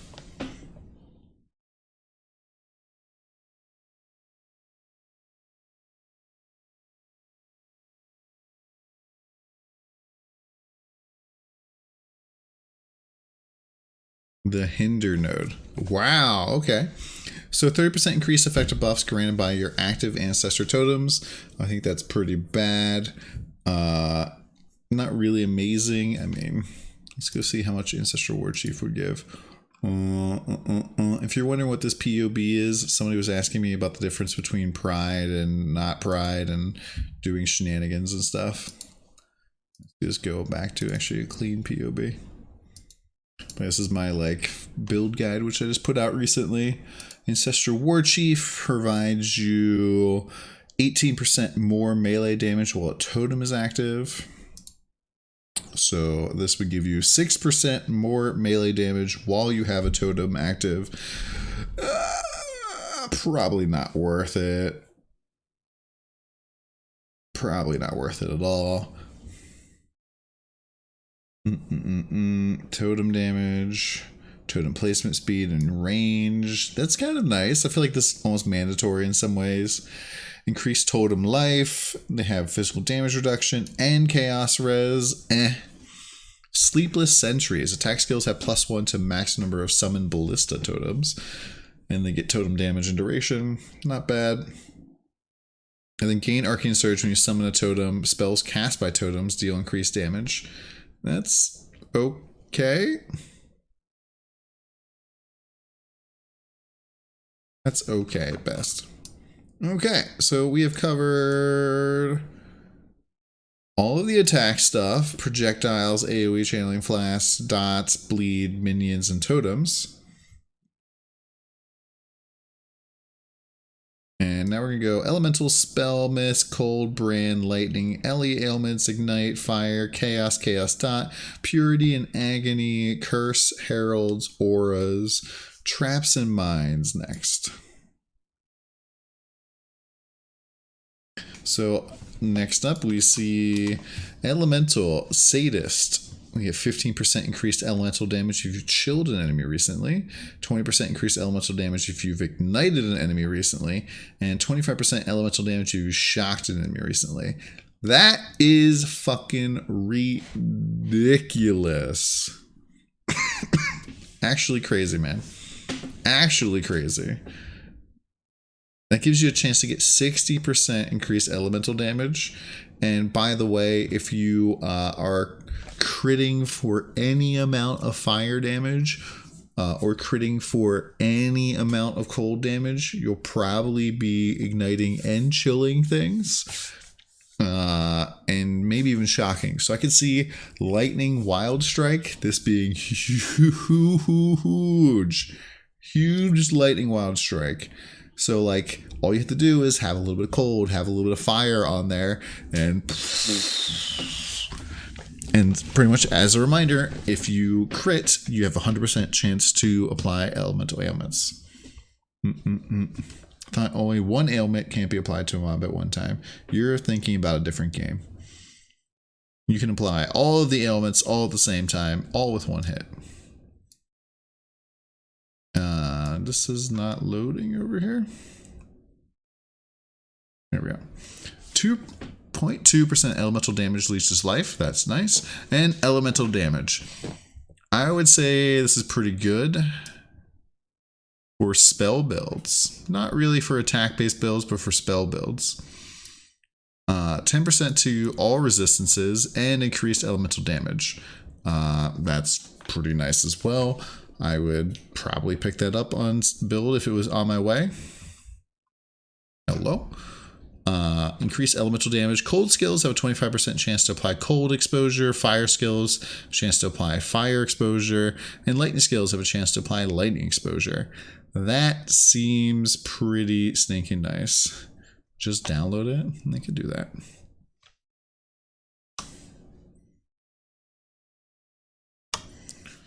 That seems nice. Let's go to this scene real quick.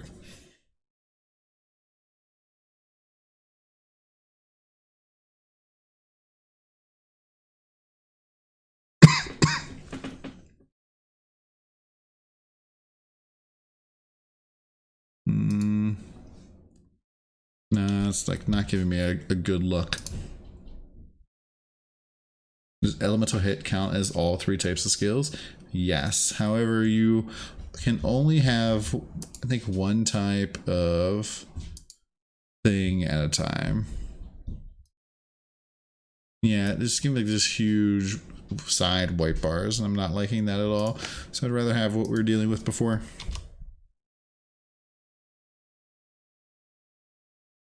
DVS notice wrong. Huh? Yeah, not on that scene, Gensry. Okay, so disorienting display. So I think this is okay. This is pretty cool. There's a lot of easy ways, though, to apply cold exposure or other exposures. Elemental damage. Chance to blind nearby enemies when you use an elemental skill is nice. Depends on how... Oh, nearby is, right?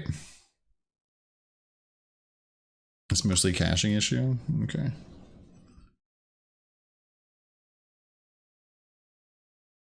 It's even worse. There it is. This is okay. I mean, blinding things that are nearby you.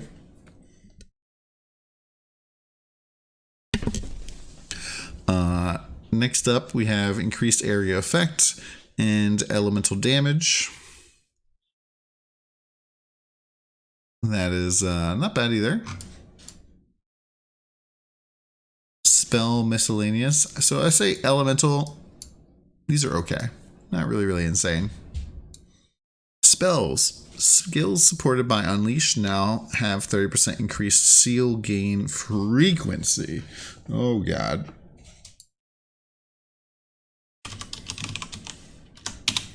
What does Unleash do again? So spore skills gain a seal every 0.7 seconds, up to a maximum of 3 seals. I'd assume that 0.7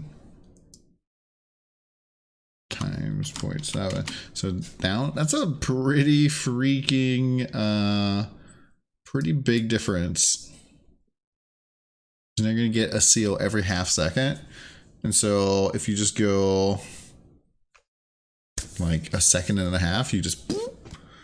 And what Unleash does is... Drag it over here. Makes it so that when support skills gain a seal every few moments and up to a maximum of 3, and supported spells are unsealed when cast and their effects reoccur for each seal lost. Supported skills deal less damage when reoccurring. So basically it's like spell echo without the echo. And if you have a Redeemer hat, which is giving you up to 4 seals, pretty much means that in one cast you'd be able to cast, I believe, 5 5 blade vortexes, pretty ridiculous. And you'd be able to do that every 2 seconds. Just be able to cast them all. So it's kind of like run for 2 seconds, cast a bunch of blade vortex, run for 2 more seconds, cast a bunch more blade vortexes. Pretty ridiculous. Next up, increased effect of arcane surge on you. So that's 3% more spell damage. 10% chance to gain arcane surge when you hit a unique enemy. That seems decent. Not incredible, but decent. Next up, increased spell damage. 8% to knock enemies back on special. On 8% chance to knock enemies back on hit with spell damage. Knockback bad, so I'd say most builds probably don't want that. Essence Rush, 40% increased damage while leeching energy shield. 0.3% of spell damage leeches energy shield, and attack and cast speed while leeching energy shield. This is okay, but mostly you'd want it to be for some sort of build where you are like probably not focusing energy shield as your thing, and you're burning your energy shield out somehow, because when your energy shield's capped, you wouldn't get the bonuses from this. Next up, spell damage. Chance to block spell damage if you cast a spell recently. Yeah, Soul Tether could be okay. But spell damage, so. Chance to block spell damage if you cast a spell recently. And not really good. Spell damage and cast speed. Chance to avoid interruption while casting. Okay. Spell damage leashes energy shield. Increased maximum total recovery per second from energy shield. It's not bad. Hinders kind of increased spell damage. Mana regeneration rate. Regenerate 1% energy shield per second if you've cursed an enemy recently. That's okay. Not really insane, but it's not terrible. So far, elemental and spells I don't feel like are all that great. Damage penetrates 10% cold resistance against chilled enemies. That's good. But that's all you get? Maybe not worth it. Cold-blooded killer, 20% increased cold damage and recover life on kill. That's okay. 1% cold damage per 25 of any stat. That could be interesting. That could be interesting indeed. Especially because you can get multiple of these, right? So you might be able to get like 3 of these into your build. So 3% cold damage per 25 stat. That could be cool. Brand. 25% increased brand activation frequently. If you haven't used a brand skill recently, that seems terrible. It's like, if you haven't cast a brand, it's good. But brands don't really last all that long. And, you know, you might want to actually pull the brands ahead. So you can cast an additional brand. I mean, this is called remarkable, but it's not really remarkable. Holy Conquest. Movement, okay. Damage with brands, that's pretty good. Increased brand frequency, just flat. This is really good. Holy Conquest compared to Chip Away, like these two, I don't know how these two could not have been made by the same team. This was like very conditionally get 25%, but you probably will not get this very frequently. And this was like, oh, you get 10% no matter what. Oh, and you get movement speed. Oh, and you get damage. Like Holy Conquest is good. Chip Away seems so bad. Seeker Runes, 25% increased damage with brand skills. Unattached brands gain 20% increased attachment range. And not really all that great. Chat saying maybe eye level difference. I doubt it. I doubt that there's things that are really eye level locked, but could be. Certainly could be. I expect some of the item level locking would be like the minor passive nodes. Enemies take 5% increased damage for each of your brands attached to them. That is really good. That is really, really good.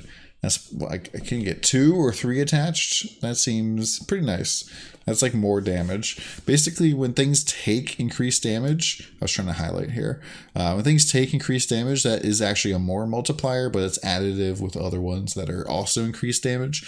So if you could get 2 or 3, that would be 10 or 15% more damage. Assuming you have other things like that. You can cast an additional brand duration, brand activation frequency, and attachment. That's pretty good. Pretty good. Next up, lightning. Lightning penetrates 8% lightning resistance, and lightning damage is Leech's energy shield. Interesting that this is very different than the cold one. Like this one's like conditional cold pen. This one's 100% and leech. And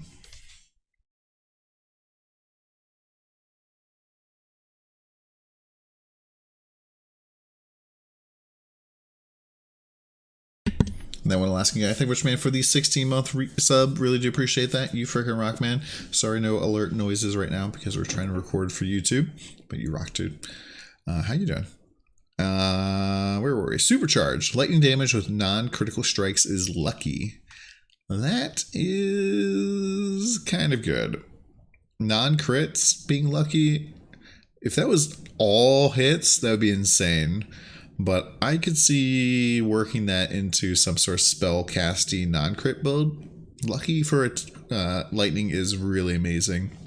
And the reason for that is because the larger the gap between the bottom end and the top end is, the more random your damage becomes. So you can hit for 1 or you can hit for 10,000.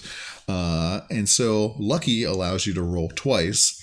So it's like, oh, so you're going to hit for 1. Actually, you're going to hit for 500 now. And that's a big difference, right? I think it's like 30% more damage on general, but I can't remember the exact number there. But it's pretty noticeable. Gain 10% of lightning damage is extra cold against chilled enemies.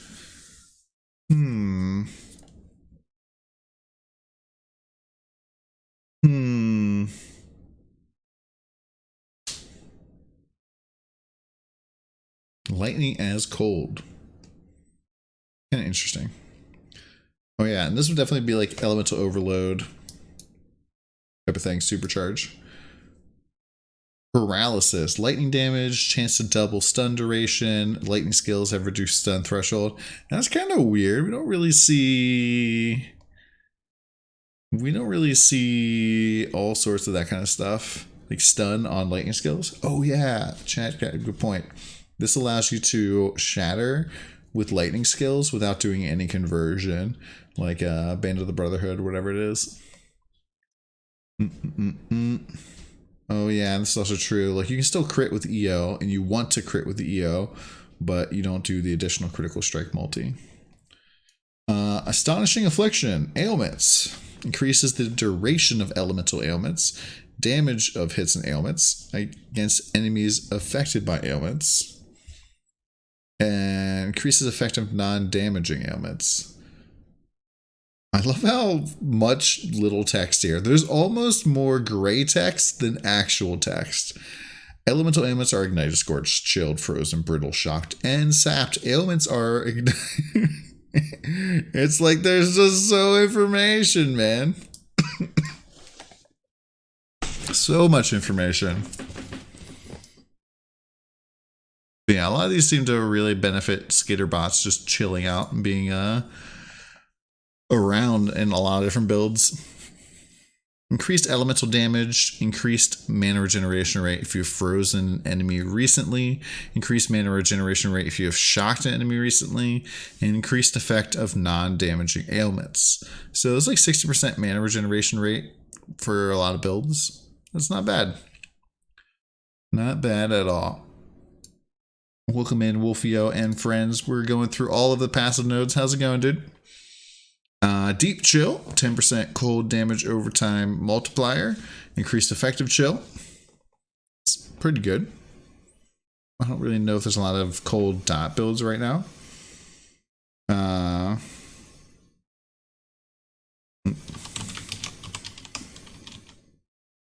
20% increased lightning damage. Your critical strikes knock back shocked enemies. Knockback bad, so I'm not sure how, like, I mean, maybe if you're doing some sort of, like, cast build or something that's, like, trying to knock things back from you, that might be okay. But for the most part, 30% increased lightning damage. Your shocks can increase damage taken by up to a maximum of 60%. We saw this one already. 30% increased effective shock. So this could be good. This could actually, it'd be kind of hard to get up to that 60%, but just the increased effective shock, increased lightning damage, pretty good. Enemies chilled by your hits are shocked. Enemies shocked by your hits are chilled. That's kind of good. I'm sure they're probably like 10% shock or something.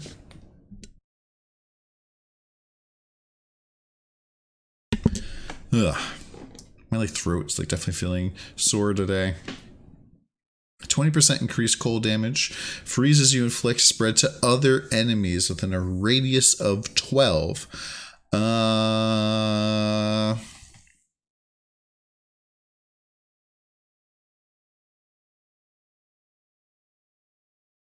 The only thing I can really feel like could be good for that is like using Worm Blaster to... Yeah, I'm surprised A didn't use nearby, but using Worm Blaster to freeze everything around you. It's like freeze, freeze, freeze, freeze, freeze, freeze, freeze, freeze, freeze. And so like everything's just frozen. Could be pretty nuts. Nearby enemies are chilled. And 10% chance to gain a power charge when you shock a chilled enemy. 25% chance, 25% increased cold damage with hits against shocked enemies, and 25% increased lightning damage with hits against chilled enemies. That's like this and cold conduction and storm rider kind of go together. Those are kind of interesting. All right, next up, fire. Nearby enemies have fire exposure. Fire exposure applies negative 10% to fire res for 4 seconds. That seems bad. That seems bad. How much does Wave of Conviction do? So Wave of Conviction's exposure, and this is something I actually really dislike. And this is the fact that exposure has all sorts of different levels of value, right? It's like, oh, Master of Fire does 10%. Wave of Convictions giving you 25%. They don't stack. Whichever one's the biggest is the only one that counts. So, yeah. Next up, 30% increased fire damage. Ignited enemies you hit are destroyed on kill. That's good. That is good. Get some sort of fire build. Make a node command, please. I mean, people can just spam the thing in chat. Just put it into chat, Tommy. And so, yeah. Doesn't seem bad. You can't put the link though unless you're a Subarenio.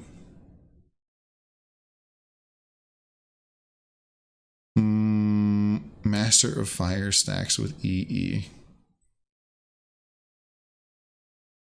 Yeah, but doesn't stack with other exposure things.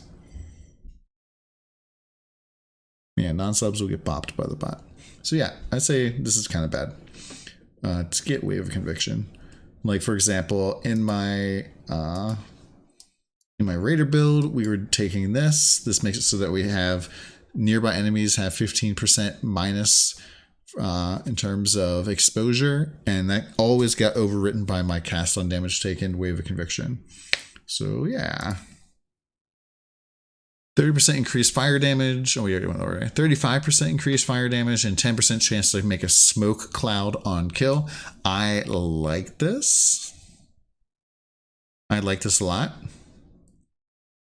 Just thematically, it's pretty cool that you like hit stuff and kind of goes nuts. Ignite, fan the flames. Ignites you inflict spread to other enemies within a radius of 15. Smoke and fog, yeah. Yeah, smoke clouds like Stibonite. That's a pretty that's a pretty big big node. Pretty big node, man. That'll definitely be, I feel like this will be very popular for beyond headhunting. That is pretty insane. 8% to fire damage over time multiplier, fire damage and area effect. That seems pretty decent. Ignites deal damage faster. This will be popular. Blowback. Also, this guy looks like, I can't tell if this, like, if they're supposed to be like getting knocked back by the fire or they're dancing in front of it. This could definitely be one of the others. Like, they're kind of like just dancing in front of the fire, or they're getting exploded back. It's kind of hard to tell exactly what's going on. Chance to ignite. Enemies ignited by you have minus 10% to fire resistance. That's going to be pretty popular for, like, wasn't the strength stacking blade vortex doing fire damage? That seems like that would be good. 20% increased burning damage, fire damage over time multiplier while burning, and regenerate life per second while burning. No. Maybe. I mean, this is righteous fire. This is like righteous fire, but that's about it.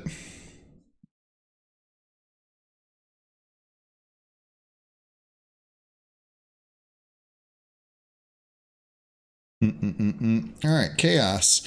Chaos skills have 10% chance to hinder enemies on hit, and enemies hindered by you take 10% increased chaos damage. So this says Chaos skills that hinder make them take 10% more damage. That's pretty good. That's pretty good indeed. Enemies you kill have 10% chance to explode, dealing a quarter of their maximum life as chaos damage.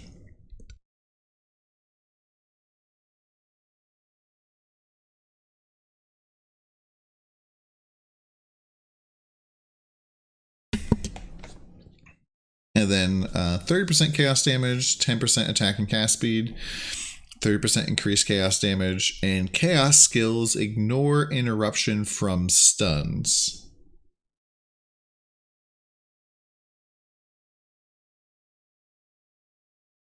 Huh?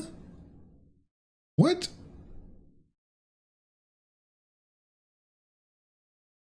That's kind of weird.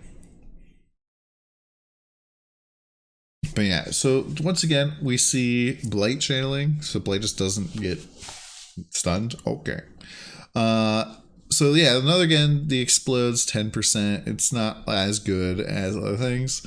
I think enemies you kill, though, is the right wording. I can't remember if I have a exploding chest on this POB.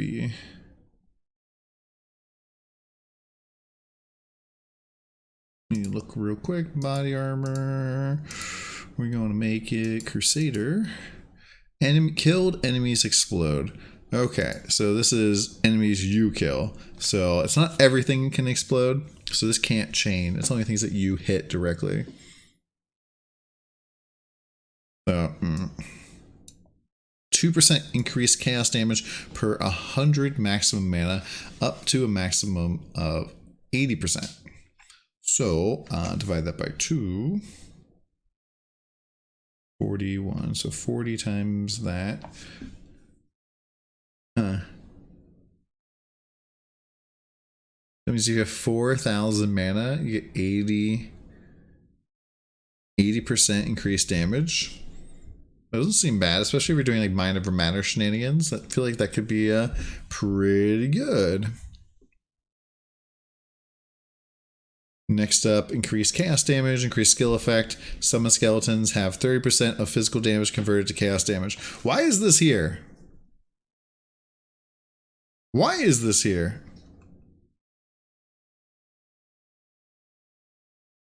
This is weird. Alright, Chaos Dot. 8% damage over time multiplier for poisons. Poisons you inflict on non-poison enemies deal 300% increased damage. That could be okay. 5% chaos damage over time multiplier. Chaos skills have 300% increased skill effect duration. Holy crap. That's amazing. 30% increased skill effect duration.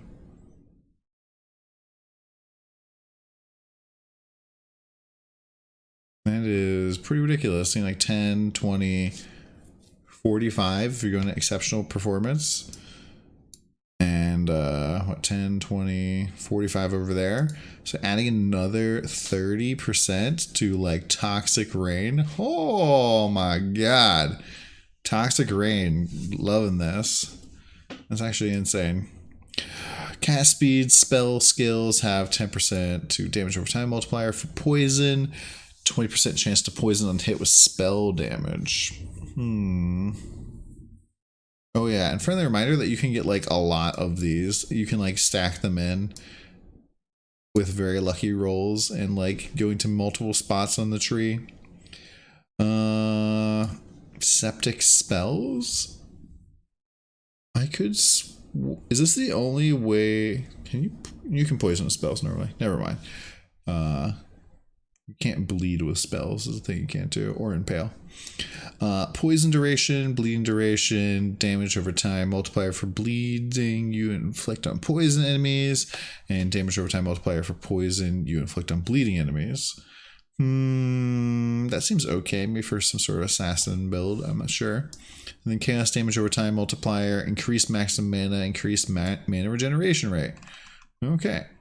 So we're almost done here. I think next stuff is all utility, and then we're doing all the defenses. Next up, Purity and Agony. Minions deal increased damage while you're affected by Herald. Minions have 10% increased movement speed for each Herald affecting you. Then we have 1% additional physical damage reduction per summoned skeleton of purity. You lose virulence slower. Minions deal 20% increased damage while you're affected by a herald. Okay. Not really amazing either, I don't think. The losing virulence is pretty cool, and increased damage for Hoag is nice. I feel like they're gonna nerf Hoag and just make it so you have to like go get stuff like this on the tree. And it'll be about the same.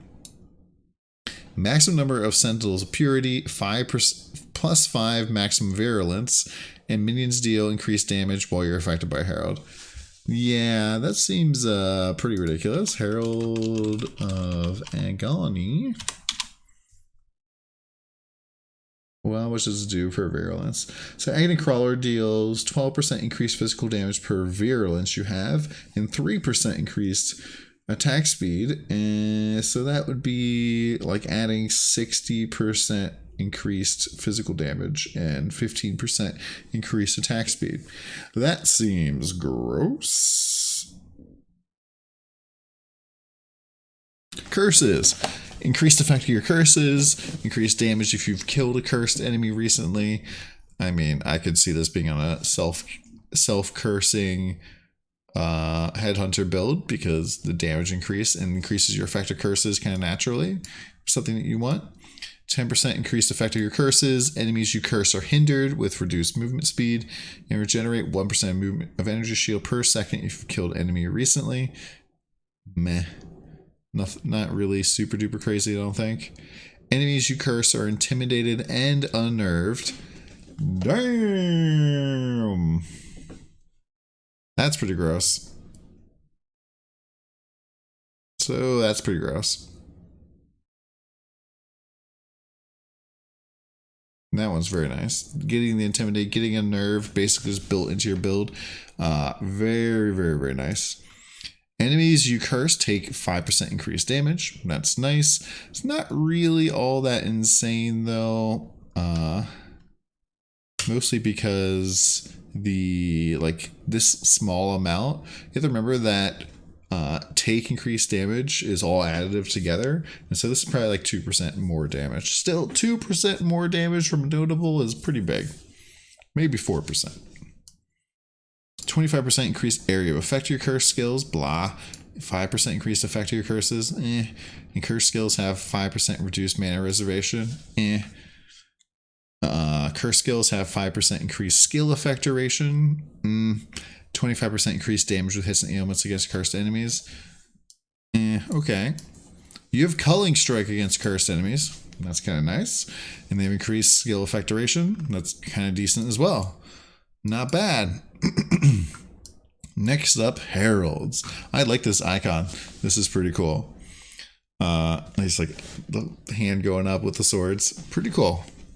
Increased effective Herald buffs on you. Reduced mana reservation of Herald skills. That'd be pretty big for things that stack Heralds or stack one Herald. Minions deal 35% increased damage while you have a Herald. That's okay. Herald skills have increased area effect and increased damage. So there's a lot of things that are like minions do more damage if you have a Herald. I feel like that's a lot. So I feel like summoners are going to get pretty big nerfed, like pretty big nerf. And then having the ability to get stuff on the tree is going to be bring them back to close to where they are right now. Increased damage over time while affected by a Herald. I mean, that's kind of nice. I mean, that's like 30% increased damage for like Righteous Fire, maybe. Herald skills deal increased damage over time. I mean, what Herald skills deal damage over time?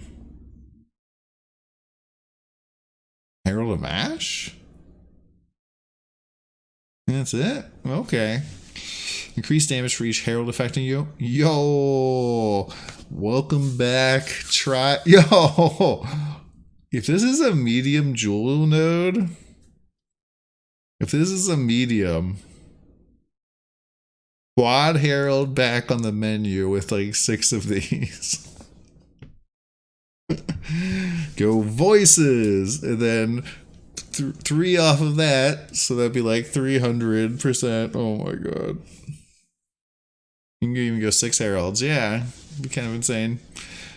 Heralds deal increased damage and increase the effect of buffs. Pretty insane. I like this. That's pretty good. 10% chance to free shock ignite, blah. 25% increased elemental damage while affected by Herald. Not bad. Not terrible, not good.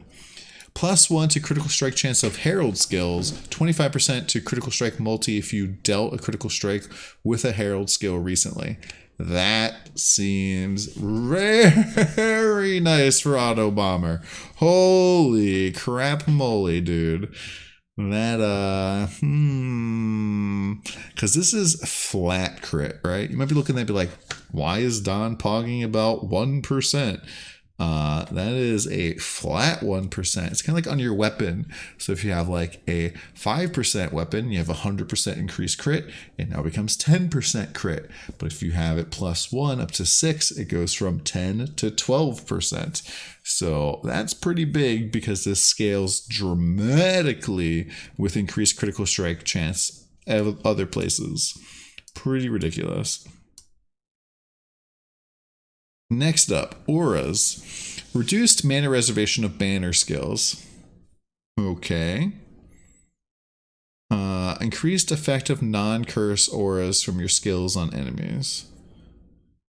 Increased effect of non-curse auras from your skills on enemies. Interesting. So this like makes pride better? That's about it, man. Yeah, this makes it like probably able to use 2 banners, but you have to be wearing the chest to wear 2 banners. I was kind of hoping they were going to add an additional banner. Increased effective auras on you for each herald affecting you. Huh. So if you're doing 4 heralds, that's pretty gross. Oh yeah, blood and sand, not blood and sand, flesh and stone would benefit from this. That'd be kind of cool. Yeah, this could be kind of cool too with this. Pure Commander. Purity of Elements has increased aura effect. Purity of Fire has increased aura effect. Purity of Ice has increased aura effect. And Purity of Lightning has increased aura effect. Definitely aura bot time, right? Purity of Fire.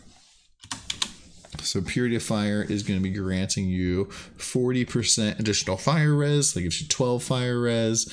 So this might give you one more +1 maximum fire res. Maybe. Next up we have Anger, Wrath, and Hatred, all getting 30% increased aura effect. I think Hatred actually is pretty decent here. Obviously making Wrath 30% better would be pretty good. But 25% increase, 25% of physical damage as extra cold. So that means like 15. So this is like 7.5% physical damage added as cold, and like a bunch of like 6% more cold damage, relatively close. Don't yell at me in the YouTube comments. That's pretty big. 8% increased effect of non-curse auras from your skills. That's kind of nice as well. Especially if you're doing like Herald of Purity stacking or something. Auras from your skills grant 0.2% of life regenerated to you and your allies. I wonder if that's each one or all of them.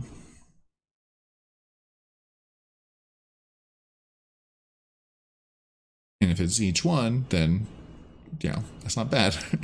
That's like 1% regen. First among equals, 10% increased effect of non-curse auras from your skills. Non-curse aura skills have 20% increased duration. You and nearby allies have 50% increased critical strike chance.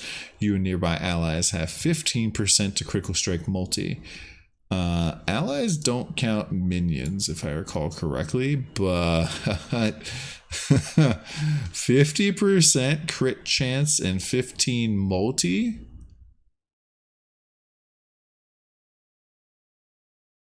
Minions are allies? Okay, so then that's pretty gross. That's pretty gross. So this is probably be a medium jewel socket size. That's pretty gross. It's party that doesn't count? Ah, okay. So yeah, I think this is Precise Commander is basically good for anybody who wants to crit. Anybody who wants to crit. Grace, Determination, and Discipline all have 30% increased aura. It's good for Queen of the Forest, good for nothing really Determination, and then good for more ES. It's not something you probably want to like go after for the most part, but you would take it if it was there. All right, Trap and Mine. Trap damage, area of effect, duration, and trap trigger area effect. Not bad. Not great, not bad. Set and forget, kind of funny. There's gonna be so many names for these that you're never gonna see and you're gonna be so confused about. Guerrilla Tactics, increased trap damage, mine damage, trap and mine throwing speed, increased movement speed if you've thrown a trap or mine recently. That's not bad. Not amazing, but not bad. Trap and mine damage, gain Arcane Surge when your mine is detonated, targeting enemy, and Arcane Surge when trap pretty much pops off. That's not bad. 10% more spell damage. There's probably better ways to get that, but Trap and mine damage, increased life and mana. 30% increased mine damage, can have up to 2 additional remote mines placed at a time. Do you really hit your mine cap unless you're like prepping for a boss? And chance to throw an additional trapper mine. Not really. I think all of these, like I think any of the ones that are like giving you damage are going to be on a large jewel socket. All right. So now we've gotten to the last section besides Warcry. I'm going to do Warcry first. But all of these are probably on small jewel nodes, which means we'll probably just get like one small passive and one of these. So pretty much you can think of these as similar to things that are on the tree, like going and getting thick skin. Whereas like this is 14% for 2 points or 7% a pop. Other things very similar to that, maybe even going towards Soul of Steel. So we can have to compare those against that. I'm going to do Warcry first, simply because these don't really fit in. Warcry recovery speed. You and nearby party members gain 5 rage when you Warcry. Ooh.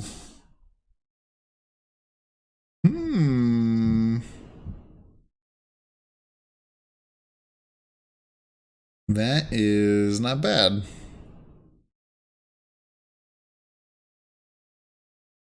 Five rage for everybody around you. And especially because I'm pretty sure the way that rage works is that rage starts decaying when you haven't gained rage.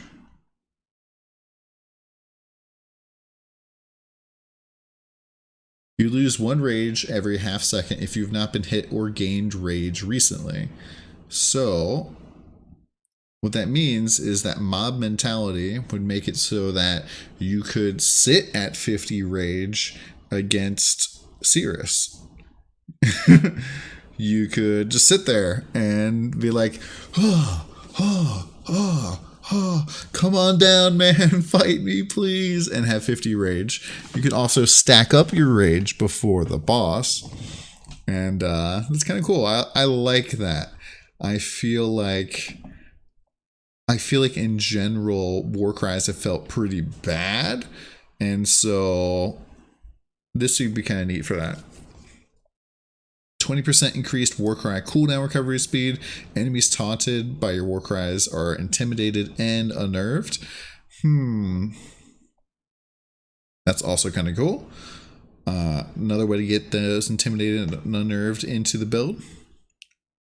And also, like, I forget what it was earlier that had intimidate into it. That was kind of like, Like, intimidate is getting really easy to get now. 40% increased critical strike against holy shit. 40% increased critical strike chance against taunted enemies. 15% critical strike multiplier against taunted enemies. That is that's really nice for Champ, who permanently taunts everything they hit I'm not going to permanently taunt. I'm thinking about permanently intimidate. That's pretty nice for this boy right here. Worthy foe. You basically, with Conqueror, you have a 100% chance to taunt on hit. And so, yeah, I could see this and this going very nicely together as a medium skill node. Be like, oh, I'm a champion and I can just rage. Look now, I'm a Zerker too. And so, not bad at all. Especially because you'll keep your rage as long as you've gotten hit recently. So as long as you're kind of getting hit, you don't necessarily need a rage generator that's not shouting really loud. Enemies taunted by you take 5% increased damage. So that's like maybe 2 to 3% increased damage. That's not bad. That works for champion on everything. Increased Warcry duration. Warcries count as having 10 additional enemies. No, that's not all that good. Maybe for Rallying Cry, maybe. Maybe. 4% increased physical damage reduction if you've Warcried in the past 8 seconds, and 4% chance to deal double damage as well. Additional physical damage reduction. I mean, we're getting almost so much physical damage reduction. Like, you can almost wear an Abyssus. Almost. Maybe we will. Maybe this will be the league, guys, where I finally crack and start wearing Abyssus.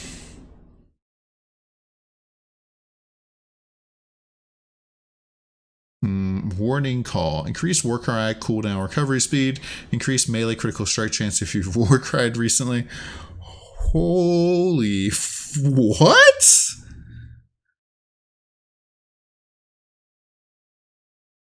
What? 50 crit chance and 35 crit multi?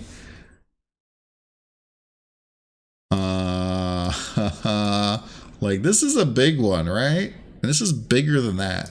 So maybe Battle Cry is back on the menu.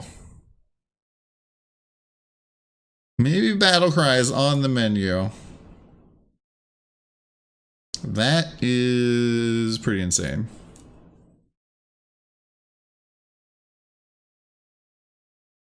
Pretty insane.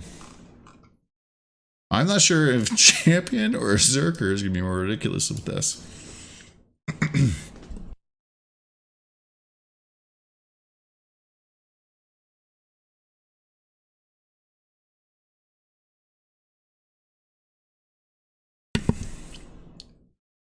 Yeah, you just spam it during any skill, have a really short cooldown. Seems nice. All right, so once again, these are all the defensive nodes. These are probably all going to be small, or maybe like stuff like mana might be medium-sized jewels. So flat 20 life, 10% increased maximum life. So assuming that, where is the thing? So if we go here, no, not this one, this one. So we see here, for example, that some of the small ones have 2 nodes, some of them have 3. Oh, this actually has the trap nodes being a small. That's kind of interesting.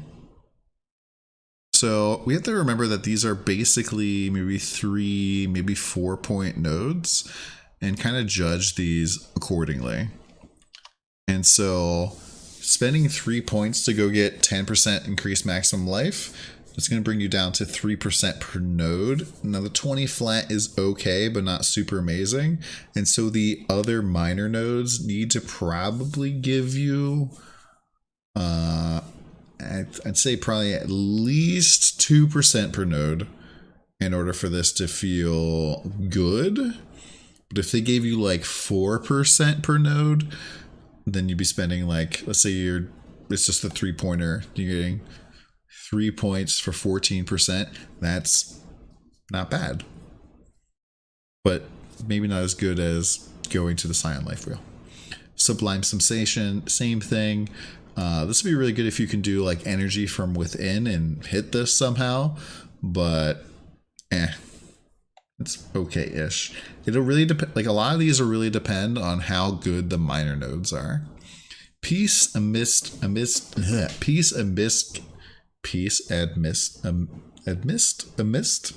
the heck do you say this word? Peace amidst chaos. 8% increased maximum life. 2% additional physical damage reduction while stationary. Regenerate 2% of life per second while stationary. Amidst. Yeah, it just sounds wrong. It just sounds wrong. Peace amidst chaos. Yeah. Peace amid chaos. Yeah, so say this is not very good. Remaining stationary, not very good. There's very little times you're actually stationary.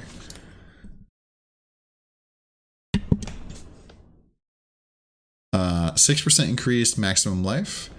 5% increased strength. This is very nice. 8% maximum life recovery from flasks. Increased maximum life, attack damage, leeches life gained for each enemy hit by your attacks.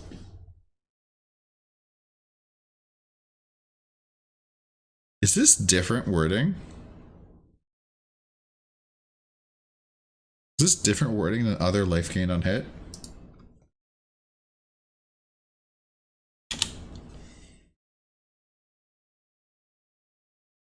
Each enemy hit by attacks. Okay, no, so this is the same. This is kind of neat for maybe Molten Strike. That's a lot of life gain on hit that you can potentially get in there. Percentage maximum life. Regenerate life per second every 5 seconds. Regenerate 10% of life over 1 second. Not super duper amazing, but regenerating the life over 1 second could be kind of neat. I hate the name of this next one. Why would they name this Adrenaline? Why would they name this Adrenaline? Thank you very much, Jinzu, for gifting a sub to Basalt77. You rock, dude. Appreciate love and support. 6% 8% life with additional upside just seems good in general. We got to remember is that you're maybe going 3, maybe 4 points to get this, right? Running out of words to use. Yeah, maybe. So increase maximum life, increase maximum total recovery from life leech, and attack speed while leeching. Yeah, that's definitely for Slayer, right? Definitely for Slayer. Holistic health, maximum life, maximum mana. Not bad. Mana. Increase mana. I'm going to be really terrible with these because I've never played any of the mana stacking builds.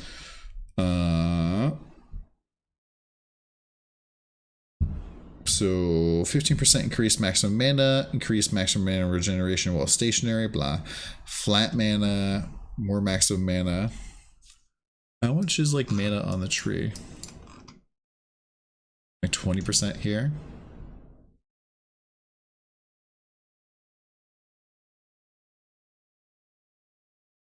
So this being 15, this being 20, both really, really good. Increase maximum mana, this is pretty good. Increase mana regeneration rate, that's pretty good. Improviser, attack speed, maximum mana, and mana gain for each enemy hit by your enemies. That is good. Improviser, I feel like, is actually something I can say, dang, that's pretty good. Yeah, all of these seem pretty good for mana in general. 15% maximum mana, mana recovery from flasks, and increased mana recovery rate during the effect of any mana flask. That is not bad. 18% increased maximum mana, 4.4 attack damage leeches mana. That is nice. Definitely think this is something that a lot of builds will probably pop in. This kind of solves a lot of problems like on the north side where like you don't really have access to mana leech easily with attack builds, and so like wanders probably want to get daring ideas. 20% increased maximum mana, damage penetrates 5% of lightning resistance. That's good, I guess. 8% increased maximum mana, 5% increased intelligence. That's pretty good. And then increased armor, increased maximum mana, and additional physical damage reduction. That is not bad either. Next up, EAs. I'm not sure what the fuck I'm saying anymore. Energy from naught. 100% to maximum energy shield. That seems pretty decent. Pretty decent indeed. 6% increased maximum energy shield, 10% faster start of energy shield, and 15% increased energy shield recharge rate. Yeah, this is not 100%. This is flat 100. So that's like getting half a shield, maybe? Half a bad shield? Yeah, this is like old occultist a little bit. 10% increased maximum energy shield. Stationary means that you'll be regenerating 3% per second. So I don't know if that one's all that good. Yo, Thrash, thank you much, man, for the 9-month sub. I'm sorry I have all the alert sounds off right now, but really do appreciate that, man. Hope you're doing well. And we're just going over all of the nodes here that are coming out. Gain 5% of maximum mana as extra maximum energy shield. 100 ES extra is like 2 exalts on decent craft shield. That makes sense. Maximum mana is extra maximum energy shield. Huh.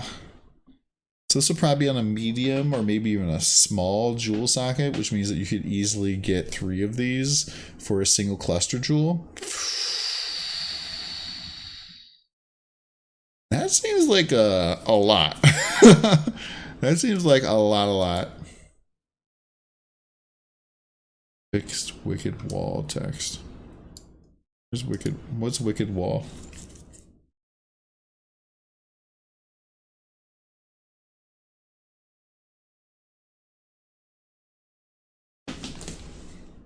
Waiting to see the Mana Guardian nerfs. Yeah, Mana Guardian, I'm assuming he's gonna get fucking nuked from orbit.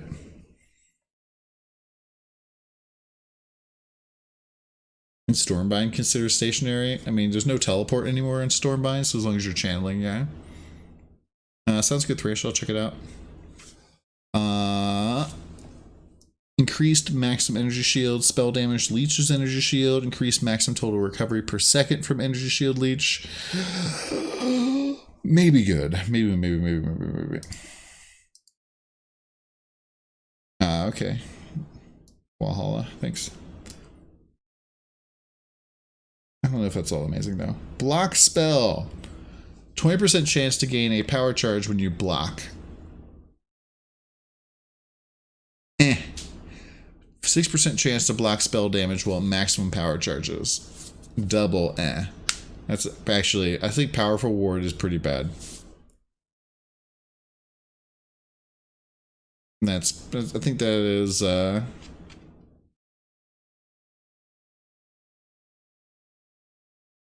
pretty bad. Because most of the time when you're actually like going to be focusing block, you're going to be doing cap block for both spells and attacks. So getting additional block conditionally is kind of bad.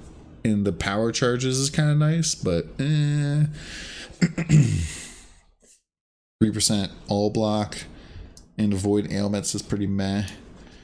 4% chance to block spell damage. Once again, pretty meh. Spell damage leeches energy shield.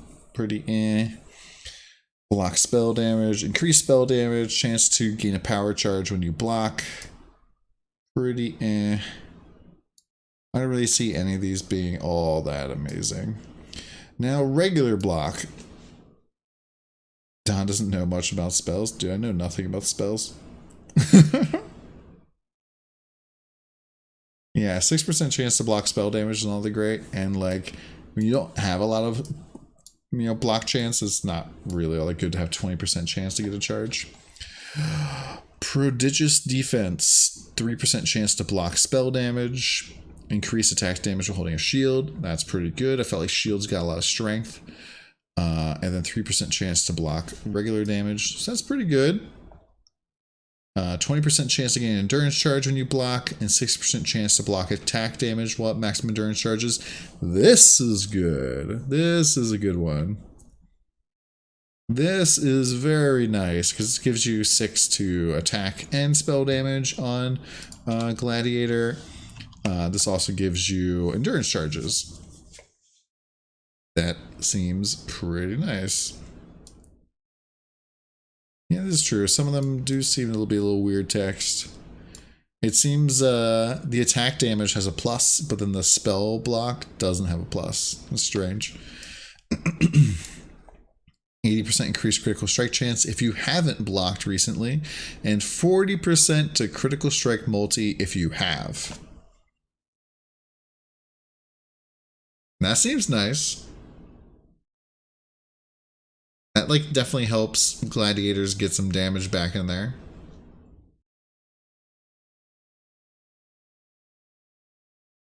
Definitely helps. Attack skills deal increased damage while holding a shield, plus block, plus melee strike range. That seems pretty good.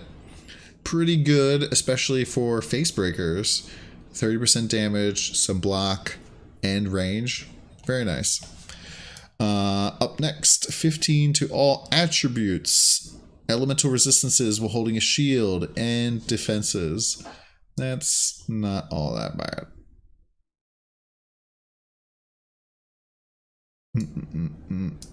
Oh, is this only strike range? Affects melee strikes, including the default attack. Does not apply to area effects. Okay. Yeah, probably actually won't help you all that much with a lot of skills you would use as a facebreaker. Take it back. Confident Combatant. Increased damage per 1% chance to block attack damage. So, Gladiator 75% increased damage on a node. That's gross.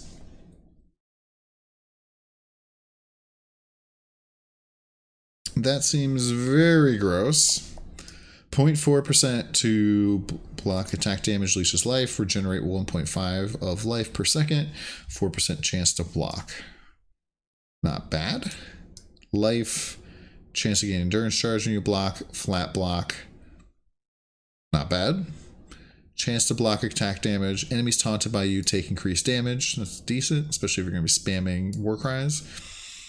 One with a shield, recover 50 life when you block, 50% increased defenses, and then 5% chance to block attack damage while holding a shield. Waxen 23, thank you much, man, for the Twitch Prime. Slice your hand open. 11 stitches in a dream. Ooh, that sucks, Waxen. I'm so sorry, man. Hope you feel better. Recover soon, and maybe look into some alternative ways of playing, maybe like controller or something. Or just be a trade boy. Do some flipping early on. Yeah, use an oven mitt. Works for me in Don vs. Street. Next up, Chaos Defense. Maximum Chaos Res. Chaos Resist and a whole bunch of regeneration. Damage over time and Chaos Resist. Alright, how much like Chaos Resist is on some of these nodes? Like 4, 8, 8, 8. One is 8. And the hard cap is not new, no.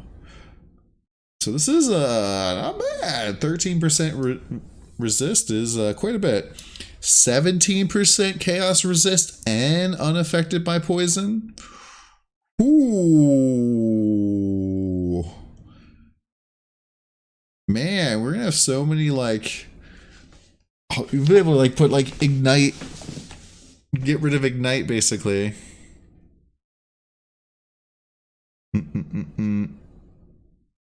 Just by you putting on flasks and stuff, because you'll be able to be immune to curses, immune to a whole bunch of other stuff. Actually stupid, right?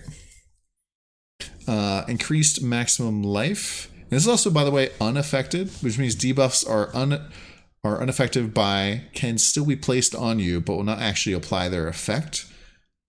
So yeah, that definitely golden rule could be really OP, really pog.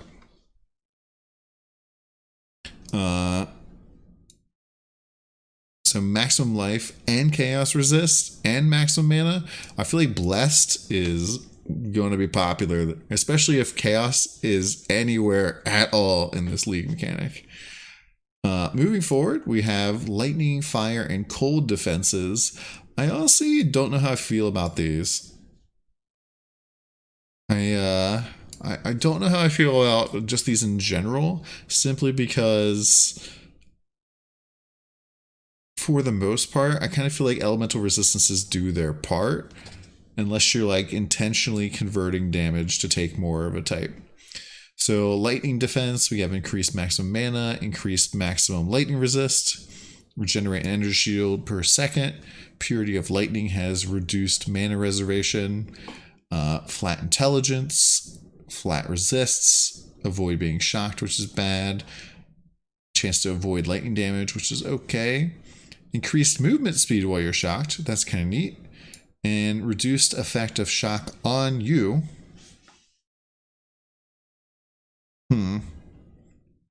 So if you had two of these, so if you had two capacitors and you were like self-shocking somehow, 24% movement speed.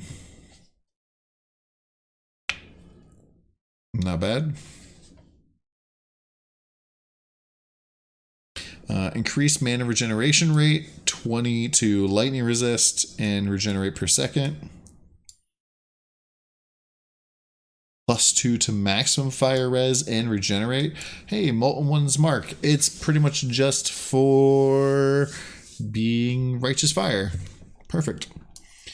Stun and recovery, purity of fire, strength, fire resist, avoid ignites and fire damage from hits, ignite duration on you, extra damage, reduced extra damage taken from critical strikes while ignited. That could be good. That could be decent at least. But you have to remember, like, you have to kind of compete with you have an updated one, Tommy? Okay.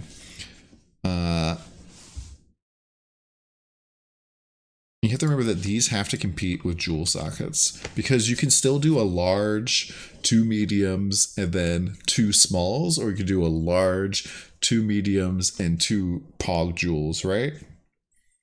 So yeah, these really have to compete. Next up, cold defenses. Additional physical damage reduction while frozen. Oh no. I feel like there's definitely a juices build right here. There's definitely a build here. Hold resist, attack and cast speed, life recovery from flasks. Hold resistance, increased movement speed. This could be kind of cool. This could almost be worth it. But yeah, this type of thing you definitely use for combs, like combs or juggernaut. Purity of Ice has reduced mana reservation. Okay, flat dexterity, chance to blind. Yeah, none of these were really impressive. I really felt like the chaos ones felt better, mostly because generally getting these elemental resistances are relatively easy. And even then, like, and you can tell because like these give you +2 to max, right? Whereas the chaos gives you +3. It's so much harder to hit the top end cap. All right, and we're coming down to the final stretch here, guys. We're down to the final stretch. Armor. Gain 10% of maximum life as extra armor. So that seems terrible. What, 600 flat health, maybe? This seems really bad. Increased armor, increased maximum life. This is kind of cool. Getting both of them together is pretty decent. Armor, fire resistance, physical damage reduction. I mean, that's pretty nice. Additional physical damage reduction is pretty nice. +1 to all maximum resistances. I would definitely take a prismatic carapace combined with a like militarism or something. If these guys were next to each other or something. Not bad. Not bad at all. Chance to block spell and attack damage and increased armor. Gain endurance charge every second if you've been hit recently. It increases your armor. I'm not really a big fan of that at all. Next up, evasions. Or just invasion stuff. It's interesting they did a + to all maximum elemental resistances here. I wonder how many of these we'll be able to get. Because like, if you did 3 of these, so say you managed to get 6 of those, that's 6 to all res. You could almost get your all res up to 90 pretty easily. I feel like that could be interesting.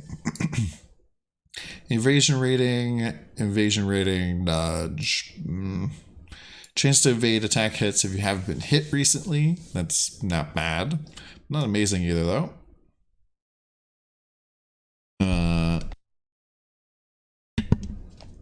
Increased evasion rating, increased maximum life. That's okay. Evasion rating, dexterity, chance to blind. That could be pretty good. That could be pretty good. And then next up, dodge. Interesting that evasion and dodge got their own things, but yeah. Dodge, percentage dexterity. Okay, 5% percentage dexterity. I could see myself using that on my monk build. 5% movement speed, 5% dodge while moving. Okay, you're moving a lot, so that's pretty decent. Chance to avoid elemental ailments, chance to dodge, chance to dodge, and 10% chance to gain elusive on kill and elusive effect. If this elusive on kill was instead elusive on hit or on crit, that would not be bad. And I believe that is everything. We have gone through every single node, and it only took us 3 hours. I'm going to cut the YouTube stuff here, and we're going to get more chat interaction. But what nodes are you excited for? Which ones are you looking forward to?